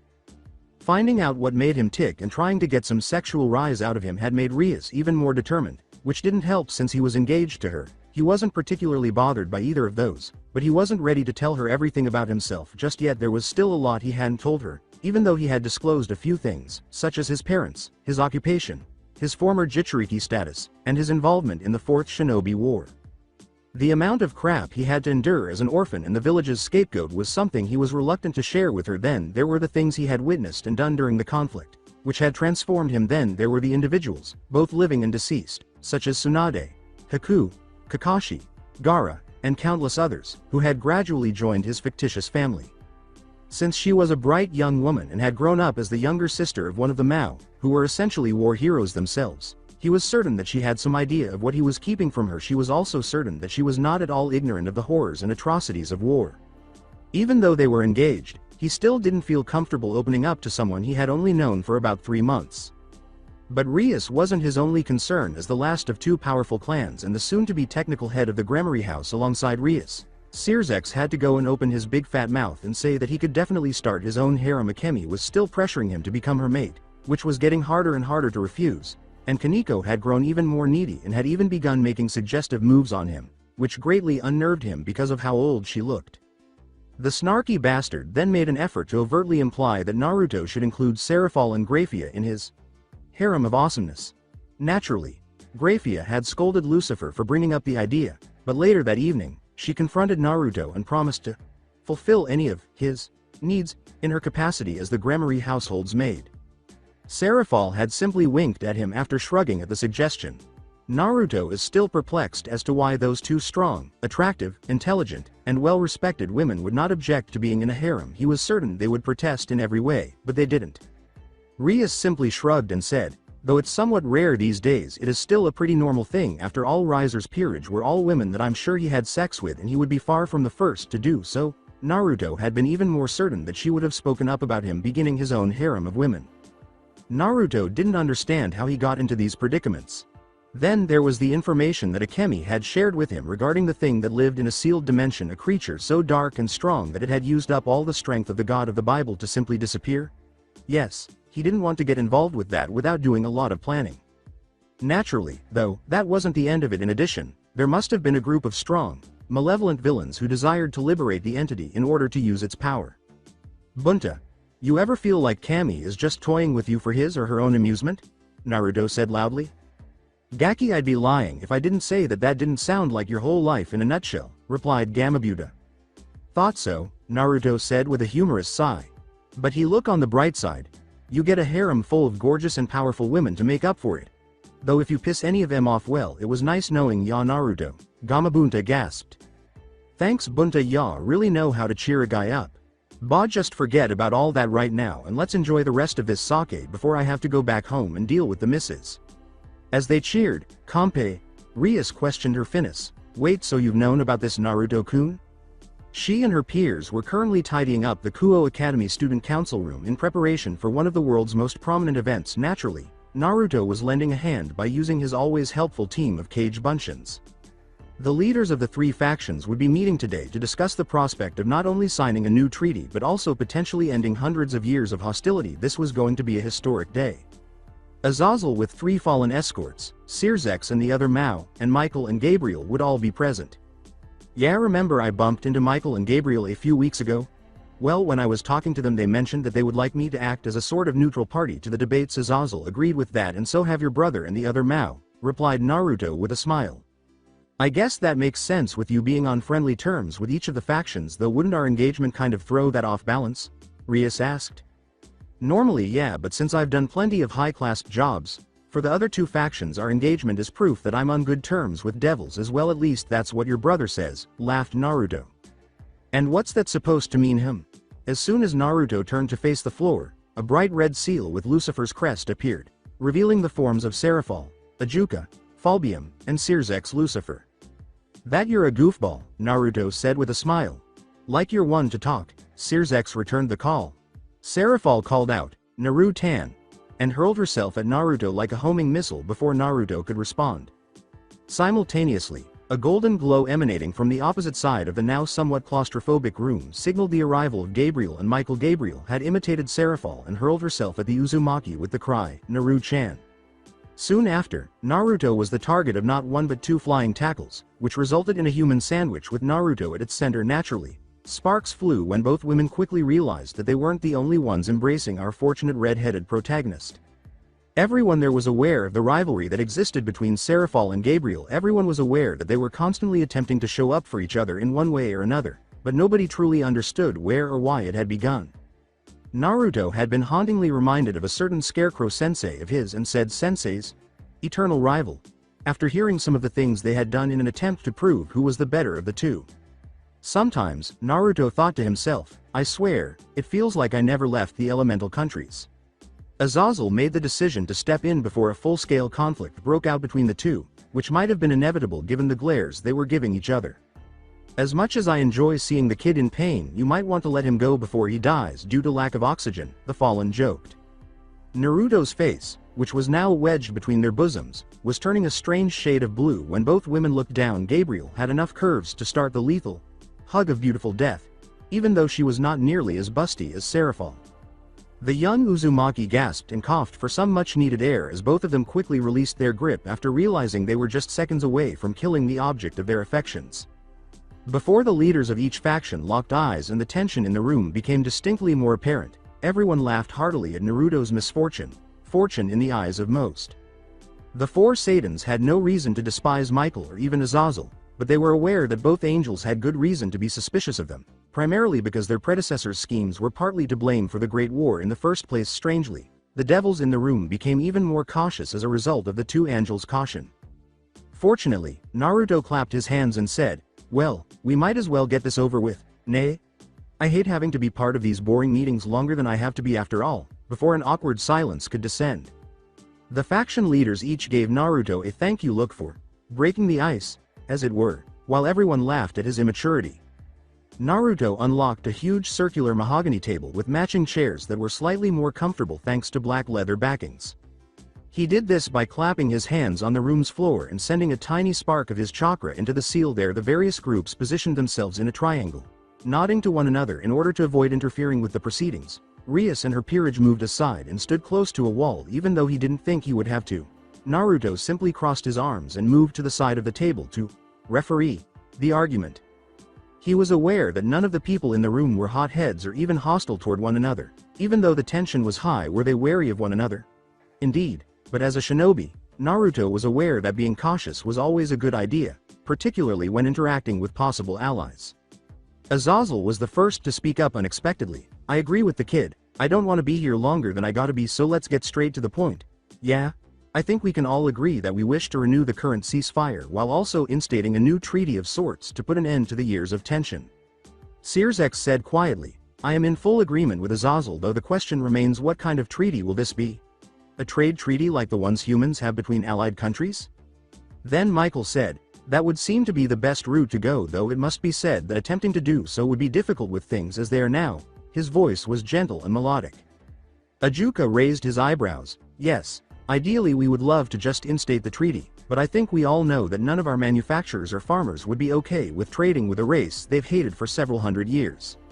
On top of that, even if we did somehow manage to get trade between us all going, there would definitely be some dissent among our people that would lead to some seeking to put a stop to the trade for whatever reason, Falbium said. The group of powerful people nodded in agreement, each knowing that their race had negative sentiments toward the other two races. Even angels would not be interested in trading with people they perceived as inferior or evil, even though they were naturally as good-hearted as possible despite the potential for sin. However, Xerxes and the other Saiyans were aware that the devils would be a little more outspoken about trading with angels, whether or not they were fallen, especially since the older devil families were already feeling threatened by the increasing number of devils who had reincarnated. Azazel was aware that his own front, which was already in chaos because the fallen didn't exactly have a place to call home, would experience the same problems. The angels had heaven, while the devils had the underworld and even some human lands. What was owned by the fallen? Nothing, including hiding in dilapidated or deserted churches to avoid the weather. He anticipated uprisings and protests against a trade alliance with the races that caused the fallen races dire circumstances because his people were in such a horrible state. If I may? Inquired Naruto. I know that both the fallen and devils, especially the older families, won't react too kindly to the idea of trading with the enemy, and some may even try to put a stop to it through violence. Naruto went on, with everyone's eyes on him and a subtle nod from each of them. Each of your situations also differ heavily, so you'll each need a somewhat unique approach. The angels are a bit of an easy task. I know that some of the other seraphim have gotten a bit bored with doing nothing. Uriel and Raphael mostly, So why not assign some of them to be kind of guards of the trading?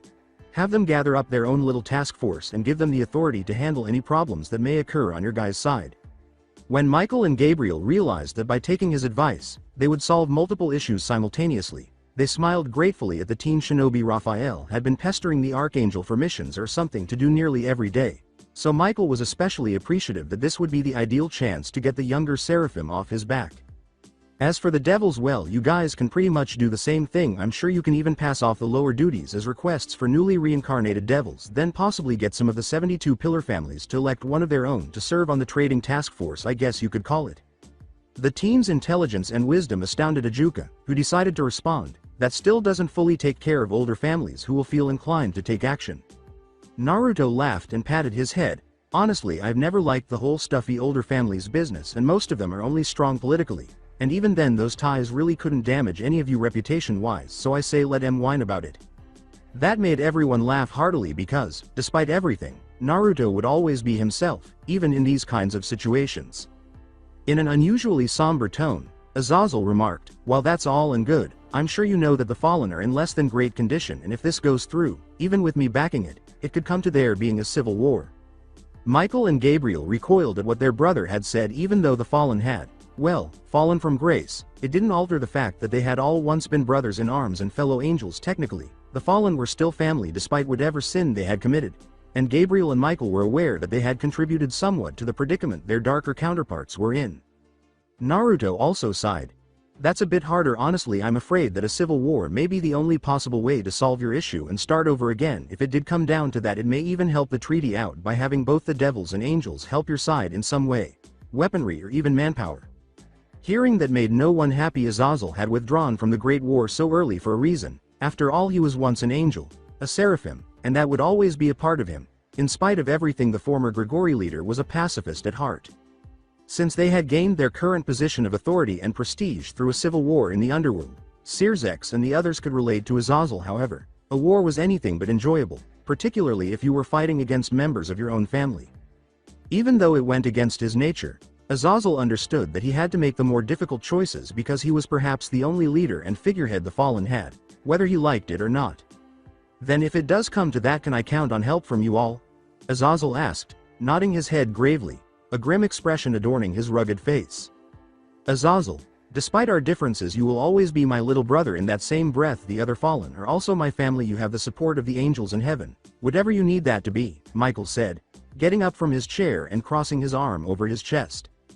"We may have had some bad blood between our people, but I want that to end. If you or any of the Fallen on your side need any help, just come and ask, and I and the others will do what we can," Sirzex said, getting to his feet and nodding his head at the older man. "Not if we have anything to say about that," was yelled from outside the walls before anyone else could speak. In a matter of seconds, the entire wall beside the conference table was torn from its foundations, exposing not only the sky but also a horde of armed and prepared Fallen, yokai, magicians, and other diverse beings. 3 prominent individuals led the small army: Katari Leviathan, Valley Lucifer, and Kokabiel. By crossing his arms and smiling, Naruto decided to interrupt the evil guy's upcoming monologue, saying, "Well, about damn time you guys got here." Recognizing the red-headed man from his battle with Riser Phoenix, Kateria squinted. "You can't have possibly known that we were coming, you cur." A well-tanned fist to the face was the only response she got, and it sent her flying to the hard concrete below. The culprit jumped back and placed his hands on her voluptuous hips. "Sorry about that, but your face was beginning to bug me." "Always were the impatient one, Akemi," Naruto remarked, his smile still untouched. The vixen returned the wink, saying, "You're one to talk, Naru-kun." "You guys ready?" Naruto asked, laughing before he cracked his knuckles. Kaneko was putting on gloves, Kiba was holding a sword in each hand, Akeno was fully clothed in her Miko costume. Liza stood off to the side with Asia as support. Rias appeared with the renowned Bael powers of destruction illuminating her hands, and Issei had his boosted gear ready, already reaching his elbow. "Give em hell, kids," Sirzex exclaimed, grinning as well. Creating a Rasengan in each hand, Naruto nodded his head and said, "By the way, Ophis and Mephisto send their regards." Naruto nodded slightly to Issei, and that was all the brunette teenager needed before he was launched into the air with his devil wings spread wide. The pawn slammed his appendage into Valley Lucifer's shocked cheek with a fist clad in the crimson armor of boosted gear.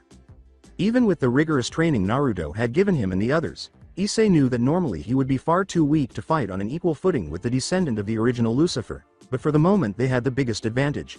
Surprise. The Chaos Brigade had no clue that Naruto had been informed of their intentions by both Akemi and Office Mephisto, only served to bolster those assertions, so Naruto decided to get everyone ready for the impending conflict. Boost. Diedrich called out. Issei yelled, "Bucko, promotion." Rook. Rias yelled, "Granted," but did nothing to halt her own attack on the small army that surrounded her. Issei flew after his alleged rival with a sense of increased strength, determined to make the most of the devil's surprise. Rias herself was not at all idle. She used her newly enhanced hand-to-hand combat skills to severely damage anyone who approached her, along with a combination of the Bael clan's power of destruction launched in wide swaths to eliminate tens of enemies in a single swipe. While Naruto had provided Issei with much-needed combat training, he had taken a slightly different approach with Rias, revealing to her the shortcomings of both herself and the majority of devils who led their peerage. Naruto had said, if the king doesn't move, then his subjects won't follow, and she had taken that to heart even though she was brought up and taught how to lead. Naruto had first-hand experience on the battlefield, witnessed bloodshed, and got his hands dirty with it at the age of 16. He had led a sizable army to combat the schemes of a lunatic, a feat that few people, including her brother, could match. He had not only assisted her in recognizing her shortcomings as a leader, but he had also assisted her in identifying her shortcomings as a combatant. Although the powers of destruction were a destructive force in and of themselves, they lacked a user who understood how to use them effectively. Even though she had made fun of Issei for not being able to control boosted gear, she had little control over the notorious abilities of the Bael family. As a result of Naruto exhausting her, she was able to better control her family's abilities and summon more of them without becoming fatigued. She could now actually shoot off multiple shots of power, but she was still a long way from having her brother's enormous reserves and flawless control. Rias collected a tiny amount of energy in her right fist while holding a fire in her eyes, then hurled the limb at a magician who had been a bit too bold. He was rewarded for his bravery with a smoking hole where his face once was. Rias was able to protect herself from a barrage of fire magic by using her wings. Then she spread her wings and, under the smoke, launched her retaliation. A swath of crimson energy exploded when it came into contact with the person who had attempted to roast her alive, killing not only that specific devil but also many others who were unlucky enough to be within the blast radius. In the vicinity, Kaniko's diminutive body was occupied with destroying adversaries. As if they were nothing more than baseballs, the young Neko struck those who were hit, leaving them either unconscious or in too much pain to stand up. Although Kaniko's strength was amazing in the past, she could even dent steel. It paled in comparison to her newfound strength, which she attributed to her Senjutsu sensei. After witnessing and sensing the young devil's reincarnation, Naruto was taken aback, but not shocked. Although his student's strength was impressive, it was nothing compared to his teammate Sakura's strength and was far less than Tsunade's strength, even in her advanced years. In light of this, Naruto started explaining to his young pupil how his surrogate mother had broken bones with a simple finger flick. Although Kaniko wasn't yet at that level and probably wouldn't be for a few more years, her punches now broke and shattered bone instead of just leaving bruises. A stupid devil believed that if he used magic on the young Rook, the little powerhouse would die. However, he was shown to be mistaken when she used it to slingshot herself to him, punching him in the ribcage with her outstretched fist instead of becoming trapped in his wind vortex. With a display of violence, Kaniko tore her bloodied arm from the now dead devil, then took hold of the corpse's ankle and used it like a bat to slam the body into his comrades. She punched the two forms together, sending them flying into a big group. Large chunks of concrete rose as Kaniko slammed her fist into the ground. Before any of them had had time to recover from the shock, Kaniko grabbed a sizable portion of the building material and launched it at the still dead group of enemies, crushing or severely injuring those unfortunate enough to be trapped beneath the rock slab. The Rook felt someone's arms wrap around her and squinted. The careless devil, who believed he was stronger than the smaller Rook, was caught off guard when his prey's elbow struck his ribcage, shattering multiple ribs and spitting blood and spill from his open mouth. Kaniko grabbed the bigger devil with the arms around her as leverage and threw him headfirst to the ground, where a loud crack resounded. Kaniko was not finished yet, so he kicked the body like a soccer ball and sent it flying into his stunned teammates. Speaking of startling people, Akino's massive use of lightning magic was living up to her title as Priestess of Thunder. One of the more unusual people in Ria's peerage to train had been Akino. In essence, the sadist was proficient in both her magic and a few backup plans in case that didn't work, but Naruto quickly uncovered something Akino had kept hidden because she felt that her father, Barakiel, had betrayed her and her mother's love. She harbored a deep-seated animosity toward fallen angels. As a result of this animosity, Akaino avoided her fallen half and restricted herself to using only the devil magic that she had acquired as the Queen of Rias. Even though she was still a very strong devil, Naruto knew that if Akaino let go of the hatred she harbored, she would become a formidable opponent because no devil could claim to be able to use the power of light. Sadly, he lacked the time to remove the obstacles she had placed. Unlike what he had done with Kaneko, he had started to get closer to the brunette, but he was aware that he would require a catalyst to truly dispel Akaino's animosity. With that in mind, he had made the decision to assist Akaino in strengthening her reserves and mastering her lightning magic. He had even taught her some of the Raiden Jutsu he was familiar with and assisted her in converting them into a magic technique. Even though Naruto was not as skilled or knowledgeable about Raiden Jutsu as his pseudo-brother Sasuke, who was able to use the devastating Kirin Jutsu, which summoned the lightning and thunder of nature herself, he still knew enough to give Akaino a slightly greater arsenal than her go-to technique of zapping shit until it was nice and red. As Akaino swirled her arms through the air and gathered the magic she needed for her next move, the lightning she had let fly all around her surged in and united into a single, enormous ball that sparkled and crackled, filling the room with the scent of ozone. Reiryuden, Lightning Dragon Missile. A rather large serpentine dragon with eyes the color of demonic fire emerged from the ball of concentrated lightning. The dragon's body was entirely composed of lightning at its master's command. It swerved through many adversaries, startling anyone in its vicinity in addition to the rancid stench of their own flesh being burned and roasted. Those who were unlucky enough to be touched by the elemental dragon experienced various electrical shocks that caused their nervous systems to twitch and spasm.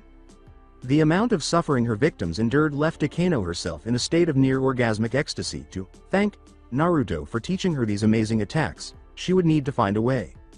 Red-headed Uzumaki, who lived nearby, felt the need to avoid Akaino and never be left alone with her because he was afraid she would do something to him that would make Anko proud. Naruto most enjoyed training Kiba, the final warrior of Rias lineage. Although none of Rias's ancestors exactly matched his fighting style, Kiba was the only one who came close because the two of them had a passion for and skill with swords that the others did not. In addition, Naruto was the most accustomed to the knight's quick fighting style because his rival teammate employed nearly identical tactics.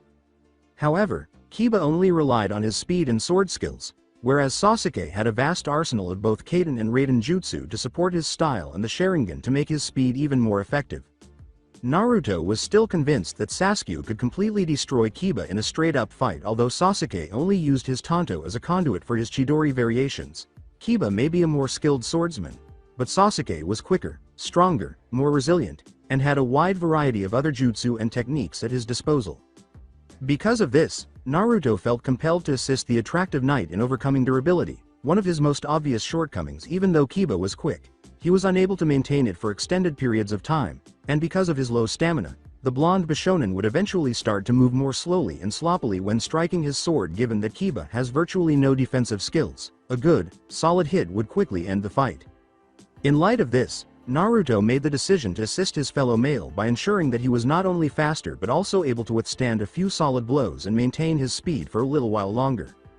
For this, Naruto was both the greatest and the worst person. The red-haired sage was well known throughout the elemental nations for his extraordinary endurance and fortitude, which, when combined with his fighting spirit, had allowed him to defeat opponents who were many years older than him through sheer attrition. Naruto's Uzumaki blood gave him incredible stamina and healing abilities, so he had never really needed to train for this. Even so, Naruto was able to help Kiba survive a battle longer by training and fighting until he fell and then continuing when he got back up at the conclusion of the training. Kiba was forced to consider whether Akaino or Naruto was a more ruthless sadist. However, as evidenced by the numerous bodies and limbs strewn throughout the night, the training and torture had produced some rather colorful results. After a little slash here and there, 3 more magicians were suddenly either dead or without a limb. Kiba summoned another demonic sword using his sacred gear, Sword Birth, and appeared to disappear while holding it in his left hand. In a matter of seconds, he emerged yards away, surrounded by frozen fallen magicians and devils. Before long, these adversaries erupted in a torrent of blood and agonized cries. Glancing around him, he saw that his king and other members of his peerage were all doing well, had eliminated their fair share of adversaries, and had only sustained a few minor wounds, nothing too serious or crippling. Together, they had reduced the number of foot soldiers by almost half, which was remarkable for a group of young devils who had never witnessed such intense fighting. When Kiba discovered that the other peerage that called Kuo home, Sona Citri's peerage, had also been lending them a hand a little, he had to smile. Young Devil had been adamant in her demands to assist in the defense of Kuo, arguing that since she was responsible for its defense, It was only right that she and her peers assist in protecting the school and the town. Nobody questioned the reasoning, so they agreed to allow her to assist together. They were more than causing a dent in the enemy forces, attacking in unison like a well-oiled machine, even though her members weren't accomplishing as much as Rias and her peerage were. Sona was close to Rias, initiating a contest to see who could eliminate the greatest number of adversaries. The number of bodies surrounding the two young heiresses was rapidly increasing due to their intense competition. Naturally, the superiors weren't just sitting around doing nothing. Although none of the three factions' leaders wanted to get involved in the battle, they had taken on the duty of fortifying and preserving the walls surrounding the school to prevent the town from being destroyed. This allowed Naruto and Akemi to unleash some of their more destructive skills without worrying about putting any of the surrounding residents in danger, which made them both very happy. Unfortunately, Akemi was unable to unleash a Bijudama because even the leader's combined strength would be insufficient to contain such a powerful and destructive force. Even if they could manage it alone, it would take more concentration and effort to control than anyone was prepared to take. Even so, Akemi was having a great time batting Kateria Leviathan with her tails, showing off how weak the Mao descendant was in contrast. How is this possible? No mere yokai should be able to hurt a devil like me so easily. The devil angrily screamed in exasperation after being thrown into another building by one of Akemi's long foxtails. With a smug smile, Akemi said, "Sorry, but I'm no yokai." A bright cloak of crimson chakra flared up around the nine tails like flames, and an oppressive aura suddenly fell on Kateria and those near Akemi. Kateria was drawn closer to Akemi by a wave of her hand and an outstretched claw composed of the corrosive chakra, allowing the former to see the latter's eyes' unearthly radiance. The vixen said, with a snarling, almost demonic grin, "I'm a Biju." Kateria was hurled through a number of the school's buildings, hitting so hard that it was only after she had passed through a few buildings that her body was stopped. With the same smile on her face, Akemi reached out with one of her tails to seize a rather large spear of light, then threw it back at its owner, the fallen angel Kokebile, with equal force.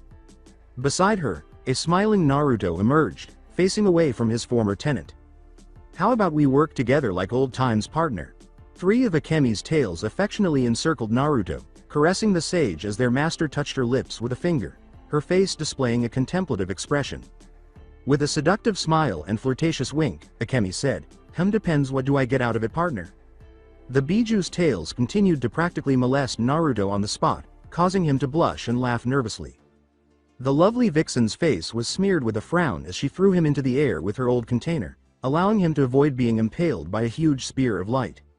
The sage created a Rasengan in his hand as he descended, then let gravity draw him back to the ground. When Kateria attempted to surprise Akemi, Naruto used the momentum of his fall to slam the grinding ball of chakra straight into her back. Kateria's swift attack was instantly stopped by the force of the tiny ball of chakra, and the blue chakra attack grinded into her back as she was violently slammed into the ground.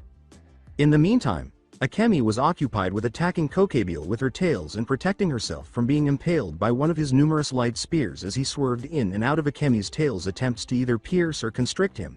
Kokebile himself appeared to be in a state of ecstasy, a smile that bordered on psychotic. He had to acknowledge that this path was far more appealing to him, even though his initial plan had been a more cunning way to rekindle the conflict between the three biblical factions. He was aware that the Maos would more than challenge him and his troops, but even the Mao would be powerless against their combined might. If Valley the Hikuryuko and a sizable force of magicians supported them, they also benefited from having a strong ace in the hole because of Ophis, their former leader.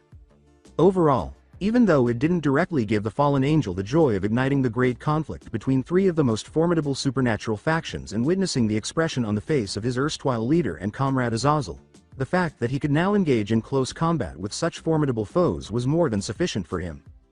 With barely controlled joy, Kokebile exclaimed, "I never thought I'd fight such a young Kyuubi who was so powerful." Akemi merely snorted as she concentrated a bit more on striking her opponent. Although she had been told that the fallen angel in front of her was centuries old and had once been one of God's most powerful forces, she was aware that he knew nothing about her actually. Only Naruto knew how old and strong she really was. She acknowledged that the nine tails of this world were present and that their power was worthy of the Kyuubi title. But Kyuubi in this world was nothing compared to the power she possessed. The Kyuubi of this world was nothing more than a demon of extraordinary strength. She, on the other hand, was the most powerful fragment of a primordial god, given form and conscience by her father, a creature who had risen above the limitations of his mortal body to become so strong that he was on the verge of becoming a god. She had witnessed the passing of innumerable centuries as mortals developed the ability to use the meager amount of power her father had felt was appropriate to grant them. The Shinju of their world rightfully possessed the same power that gave them the ability to virtually defy the laws of nature. The power that humans had come to refer to as chakra thus reacted to her and her siblings as though they were its master, which was not too far from the reality. She would demonstrate to these weak creatures, along with the man who had wormed his way into her heart, why the people in their world had feared her and considered her a natural force in her own right. Akemi's more animalistic features became even more noticeable as she wrapped herself in a flaming shroud of her chakra. A smile spreading across her gorgeously tanned face. Her hair lost its typical silky, smooth texture in favor of a rougher, more fur-like look, and her typically sharp canines grew larger. The overwhelming weight that now became apparent to them caused many people on the battlefield to turn their heads in wonder when they saw Akemi enraged by her physicalized powers. Even the leaders of the faction, who were supposed to be unstoppable, widened their eyes. Azazel and Michael experienced a level of power they had long forgotten, the power of a god, for the first time in innumerable centuries. Only a few feet away from her, Naruto could only shake his head and smile at the display of power his former tenant was putting on. He would have had to quickly get away from the corrosive nature of the pure unfiltered chakra the Biju was producing if he had been anything else, even a devil. But because he had kept a part of her power within himself all his life, the chakra did not harm him. Rather, it gave him the warmth and sense of a pet greeting its master at home. When he was a teenager, the chakra used to be as destructive to his body and sanity as it was to any other creature that wasn't a Biju, but because the sage's blood was in his veins, his body eventually adapted to it. His immunity to the godlike energy was further strengthened by learning senjutsu and being exposed to that energy source. Only the primordial god Jubi and the father of ninjutsu could have imagined that he could now control not only his own chakra but also, to a lesser degree, the chakras of others. He might be hundreds of years away from being as powerful and adept at managing it as Akemi, particularly now that she had reconciled her yin and yang halves to become whole once more. Although her enormous kitsune form made it more difficult, he had almost been able to fight her on an equal footing when he was still only holding her yang half. Even so, it was believable, and after the Madara incident, which left him with more chakra than some of the Biju, he had gotten even closer to being on an equal footing with her. But after she was reunited with her yin half, she regained the sheer strength that had earned her the reputation of being a force of nature, one that could churn the seas with a single splash and bring down mountains with a swish of her tails. Finally, after decades of incarceration, Akemi was able to release some of the aggression she had been holding inside. In fact, Naruto had some sympathy for Kokebile, even though the Fallen was one of the strongest angels outside of the Seraph, including Azazel, and a war-hardened veteran. Akemi was superior to the Seraph. Akemi was easily on par with the many gods that lived in this world, but Naruto was aware that he was at least as strong as Sirzex, who was hailed as the strongest devil besides the original Lucifer. He dared to say that she was almost as powerful as Ophis and Great Red, who were both reputed to be able to wipe out the entire world and still have enough energy left over to do it multiple times. But if it came down to it, he knew that both the Apocalypse Dragon and the Ouroboros Dragon would be able to defeat Akemi, that their battle was more of a brawl than a fight, and that his own victory over Great Red was due to the element of surprise. The Jubi, who could easily destroy the nations even in a weaker state, would be the only creature from their world that could compete with the two dragon gods. A fist to the face startled Naruto out of his reverie, sending him hurtling through multiple buildings before a blast of devil magic pinned him to the ground and burned away portions of his skin. Despite being almost burned alive by devil magic, Naruto frowned and thought, Sasuke and Tsunade would be so pissed if they knew I had just let this woman surprise me. Nevertheless, the magical assault subsided, and he stood up. His Uzumaki healing was already working to repair the burned parts of his skin, his dislocated jaw from the blow, and the numerous other broken or damaged bones he had sustained from being hurled through multiple concrete structures. From above, Kateria's eyes widened as she saw Naruto's burned skin swiftly give way to newly tanned skin, with only his ripped clothes remaining as evidence of his injuries. The Leviathan descendant screamed angrily, "How? I thought the Phoenix were the only ones to hold such a healing factor."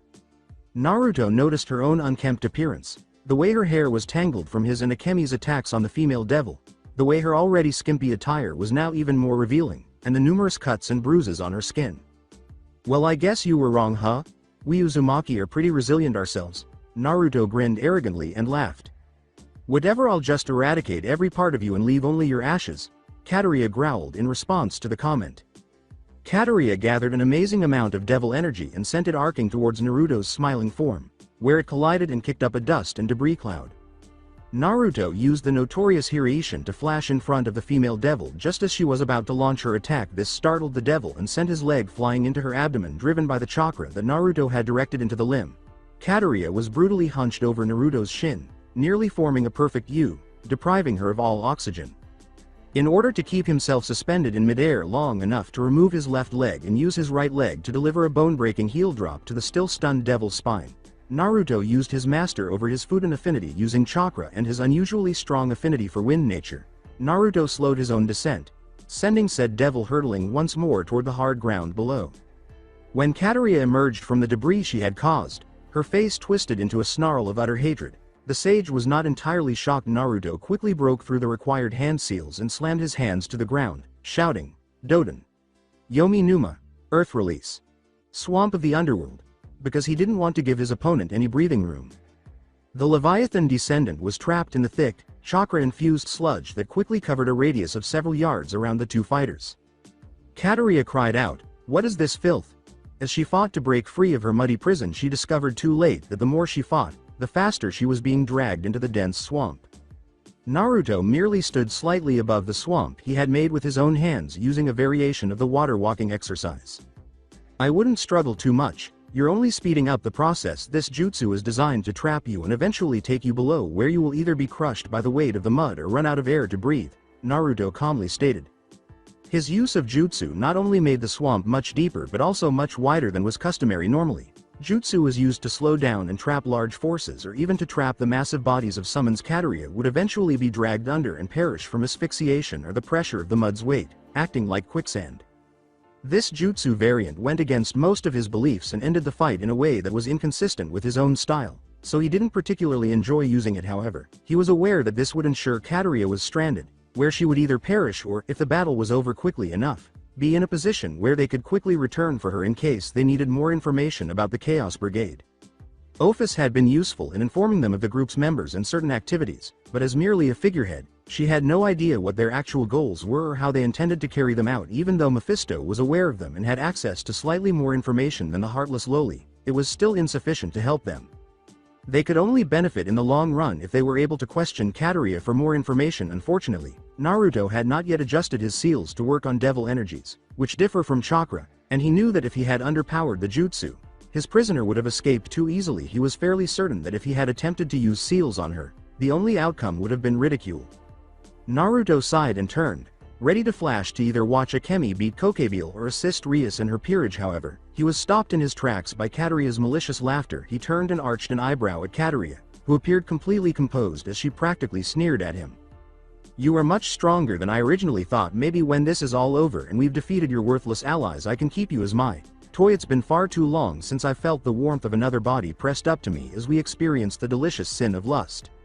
As Kateria produced a vial containing a writhing snake made of an energy he was all too familiar with, Naruto narrowed his eyes. He watched with wide eyes as she swallowed the contents of the vial and was nearly flung back by the subsequent power explosion. "Damn it, Ophis. You gave these people what the devil?" Playing with her new toy, Akemi was having fun. Kokebile was unable to approach her due to her blasts of pure chakra and sporadic Kaiden jutsu. In addition to helping to play with the fallen angel, her 9 waving tails easily prevented any of his thrown attacks from ever reaching her. Given how strong and nimble the tails were, it seemed as though Kokebile was battling 10 different opponents, forcing him to execute aerial acrobatics. The entire scene appeared to be Akemi using her tails in the same way a puppet master would use the strings of their puppet.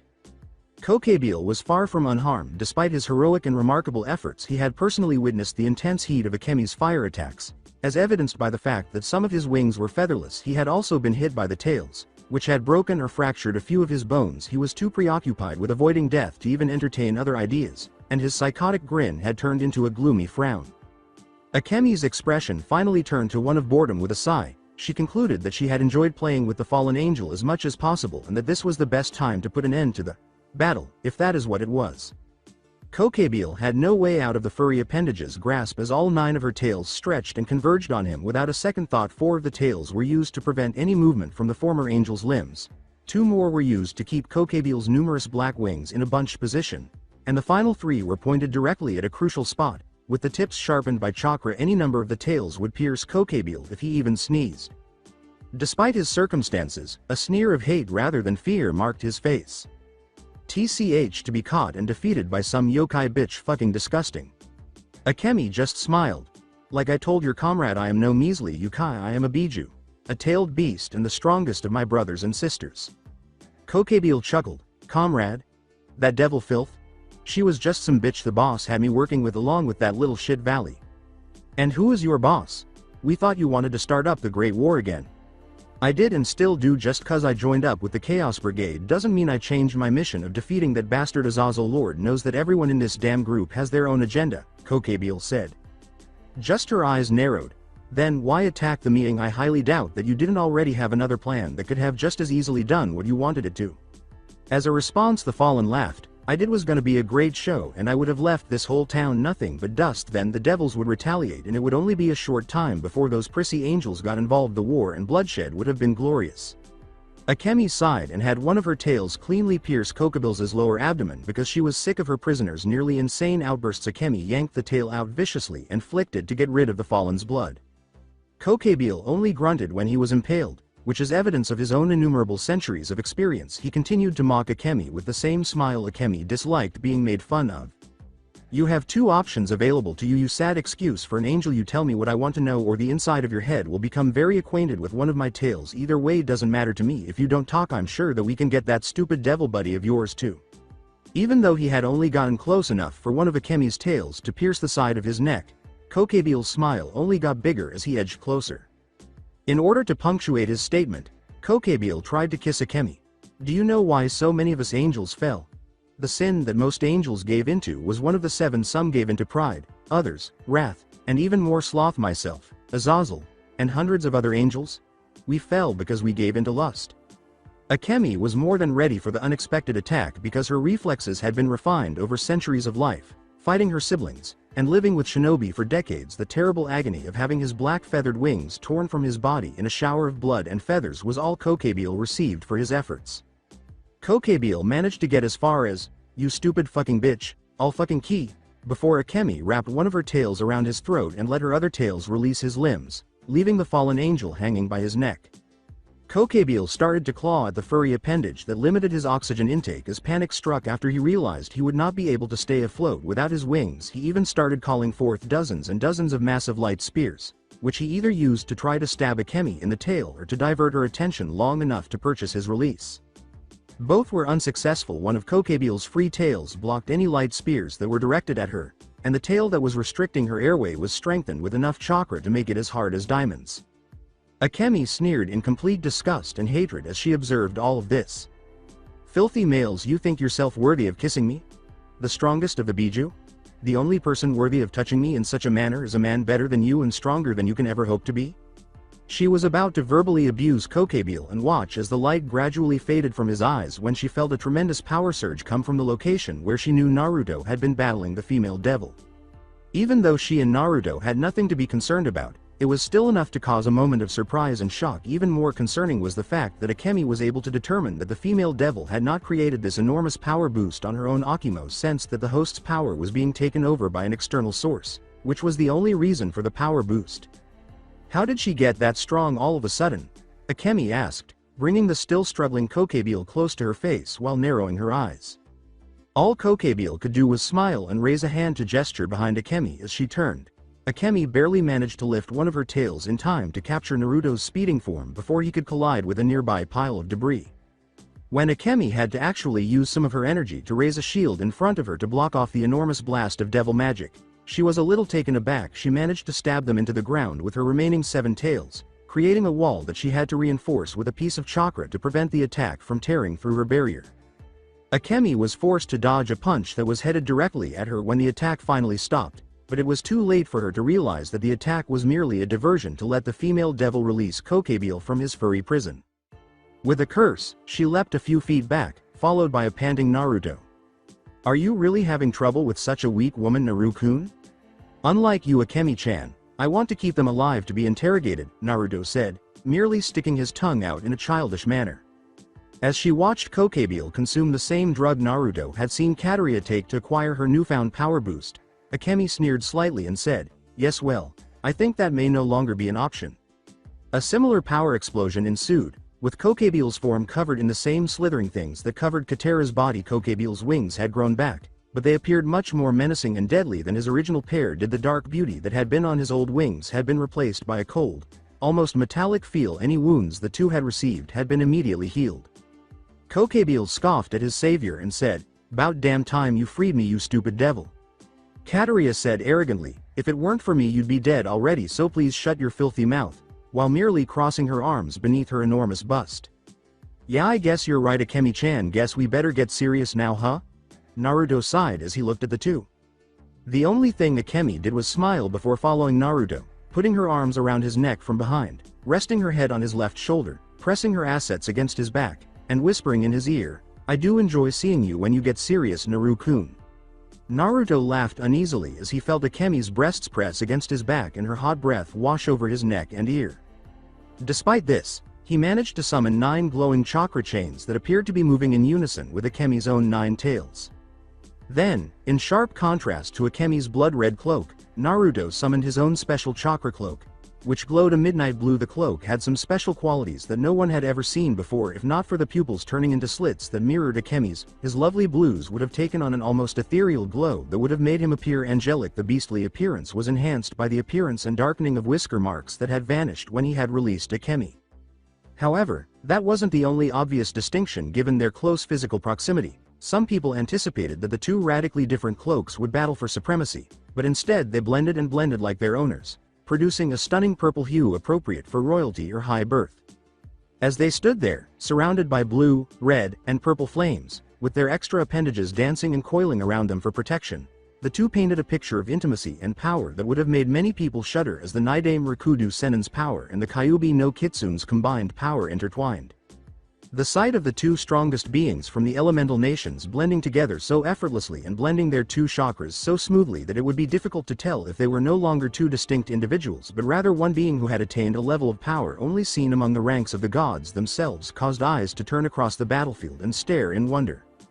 Kateria and Kokebiel simply smiled arrogantly, believing that their recent increase in strength would enable them to easily defeat the two in front of them, rather than being alarmed by the obvious demonstration of strength and cooperation. The first to respond was Kateria, who unleashed a massive wave of devil magic that blazed with the power that had been applied to it. With lightning speed, Naruto spread out his chains to create a wall of metal created by his special chakra. This wall was sturdy and easily withstood the devil magic wave, never faltering or cracking. Kokebiel took a chance as Naruto raised the protective wall, calling forth a wall of light spears that were more than 10 feet long and thicker than 2 feet, sending them flying at incredible speeds in their direction. Neither Naruto nor Akemi blinked at all, and Akemi's tails turned into a blur as they effortlessly deflected or caught the spears, preventing any from even approaching the two. Akemi said, "Let's show them why we are not to be trifled with, Naru-kun," her face displaying a smug smile. As Akemi's 9 tails came together to form a cone with all of the points meeting in one area, neither of them shifted from their position. A tiny ball of flames that glowed an almost transparent blue came to life at the point where the tails came together to form the cone's tip. That quickly changed, though, as the baseball-sized flame grew larger and more intense, dancing wildly in what appeared to be barely contained joy. But before long, the once calm blue ball changed into a fierce blaze of white-hot flames that superheated the surrounding air to the point where heat waves started to pulse outward, clearly warping the oxygen. Naruto laughed. "Oi Searsex, Michael, Azazel, you guys should probably reinforce that barrier of yours." They simply followed his advice, putting even more effort into each side so that the barrier actually became visible, without waiting to see why the sage would need to reinforce the already impenetrable barriers even more. Their queries were soon addressed when 9 of Naruto's chakra chains surrounded the enormous ball of flames and started to create a visible wind dome that screamed a high-pitched sound that was recognizable to anyone who had witnessed him perform the Rasen Shuriken. Using his shield of wind, Naruto applied even more pressure, compressing the ball of flames until they were the size of a baseball. But after the flames had joyfully danced, there was only a glowing ball of compressed heat instead of the flicker. The Biju and those Jinchuriki who were able to win the respect of their tenants were known for this technique, which many people in the elemental nations had learned to fear and revere. Minato Namikaze had built his Rasengan around this attack. This was the dreaded tailed beast ball, or Bijudama, but this was the special kind that Naruto and Akemi had developed, with enough raw power to rip through anything and burn everything in its path until nothing was left but ashes. Bijudama. Was this Rasen Shuriken? Both Kateria and Kokebiel, who had been paralyzed by the force of gravity that the two attacks, now combined, were producing, could only watch in disgusting horror as the enormous structure of flame and wind made its way toward them, tearing a trench in the ground and the air that dared to obstruct the assault.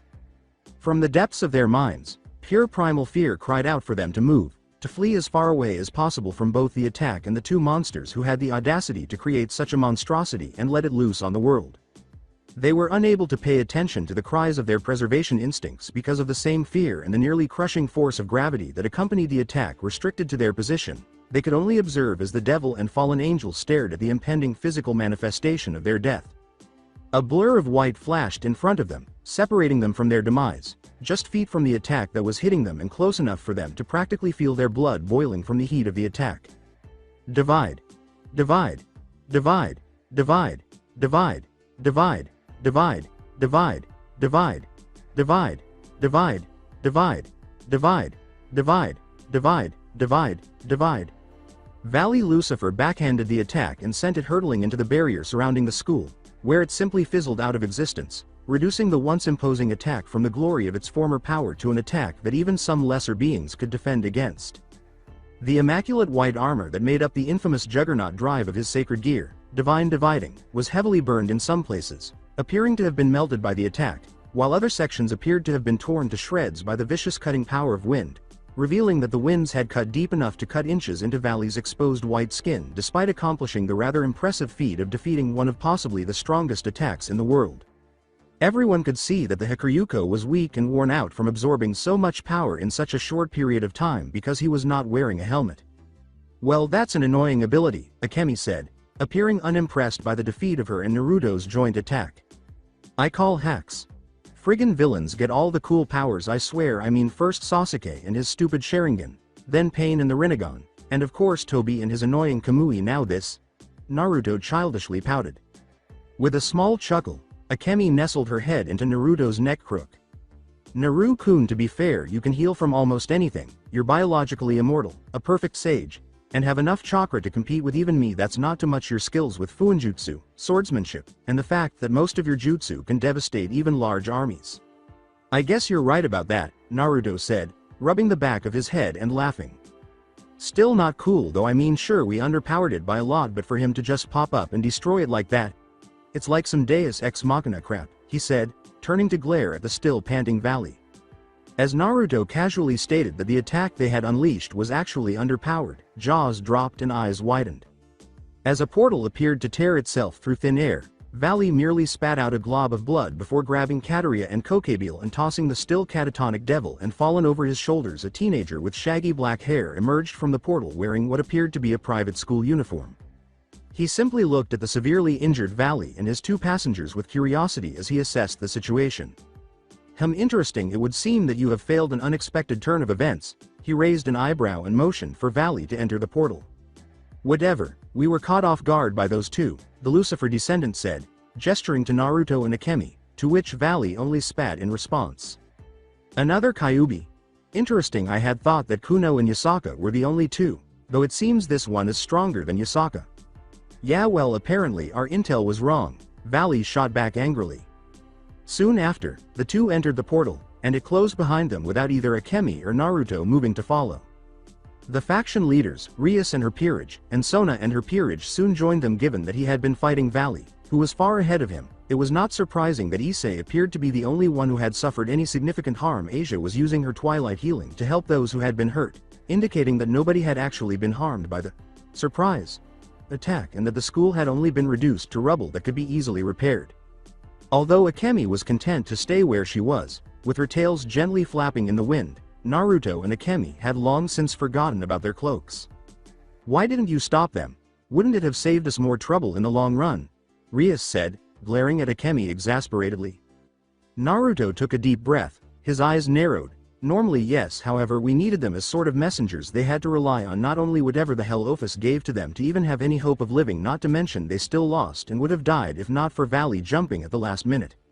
Rias merely arched a sensitive eyebrow. Sirzex came forward and said, "What Naruto means is that with them escaping to report to whoever their boss is, they will spread the message that they are severely outgunned. Neither myself or any of the others had to even step in to stop them in their tracks, which will spread fear amongst their numbers." Nodded. And that fear will push back their plans at least for the time being, which will give us time to prepare for whenever they decide to strike. When Issei and Kiba realized what that meant for them, they both shed tears of sadness. "Ah, don't be like that, guys. This just means that we have more to train you too," Naruto said, laughing and giving the two pats on the back. In addition to laughing at her training nut fiancé, Rias shook her head in sympathy for what he would do to her peers. Akeno laughed and now openly glared at Naruto. "Ufufufu, why Uzumaki-kun, I never thought I would see this side of you," he said. "I have no idea what you mean, Akeno-chan," Naruto said, turning to smile at the devil wearing a Miko outfit as Kiba and Issei hugged and shared their sorrowful tears. Everyone in the room could only laugh. So that's it for today. I hope you guys enjoyed it. Don't forget to like, share and subscribe to the channel for more awesome stories like this. Thank you. See you all in my next video.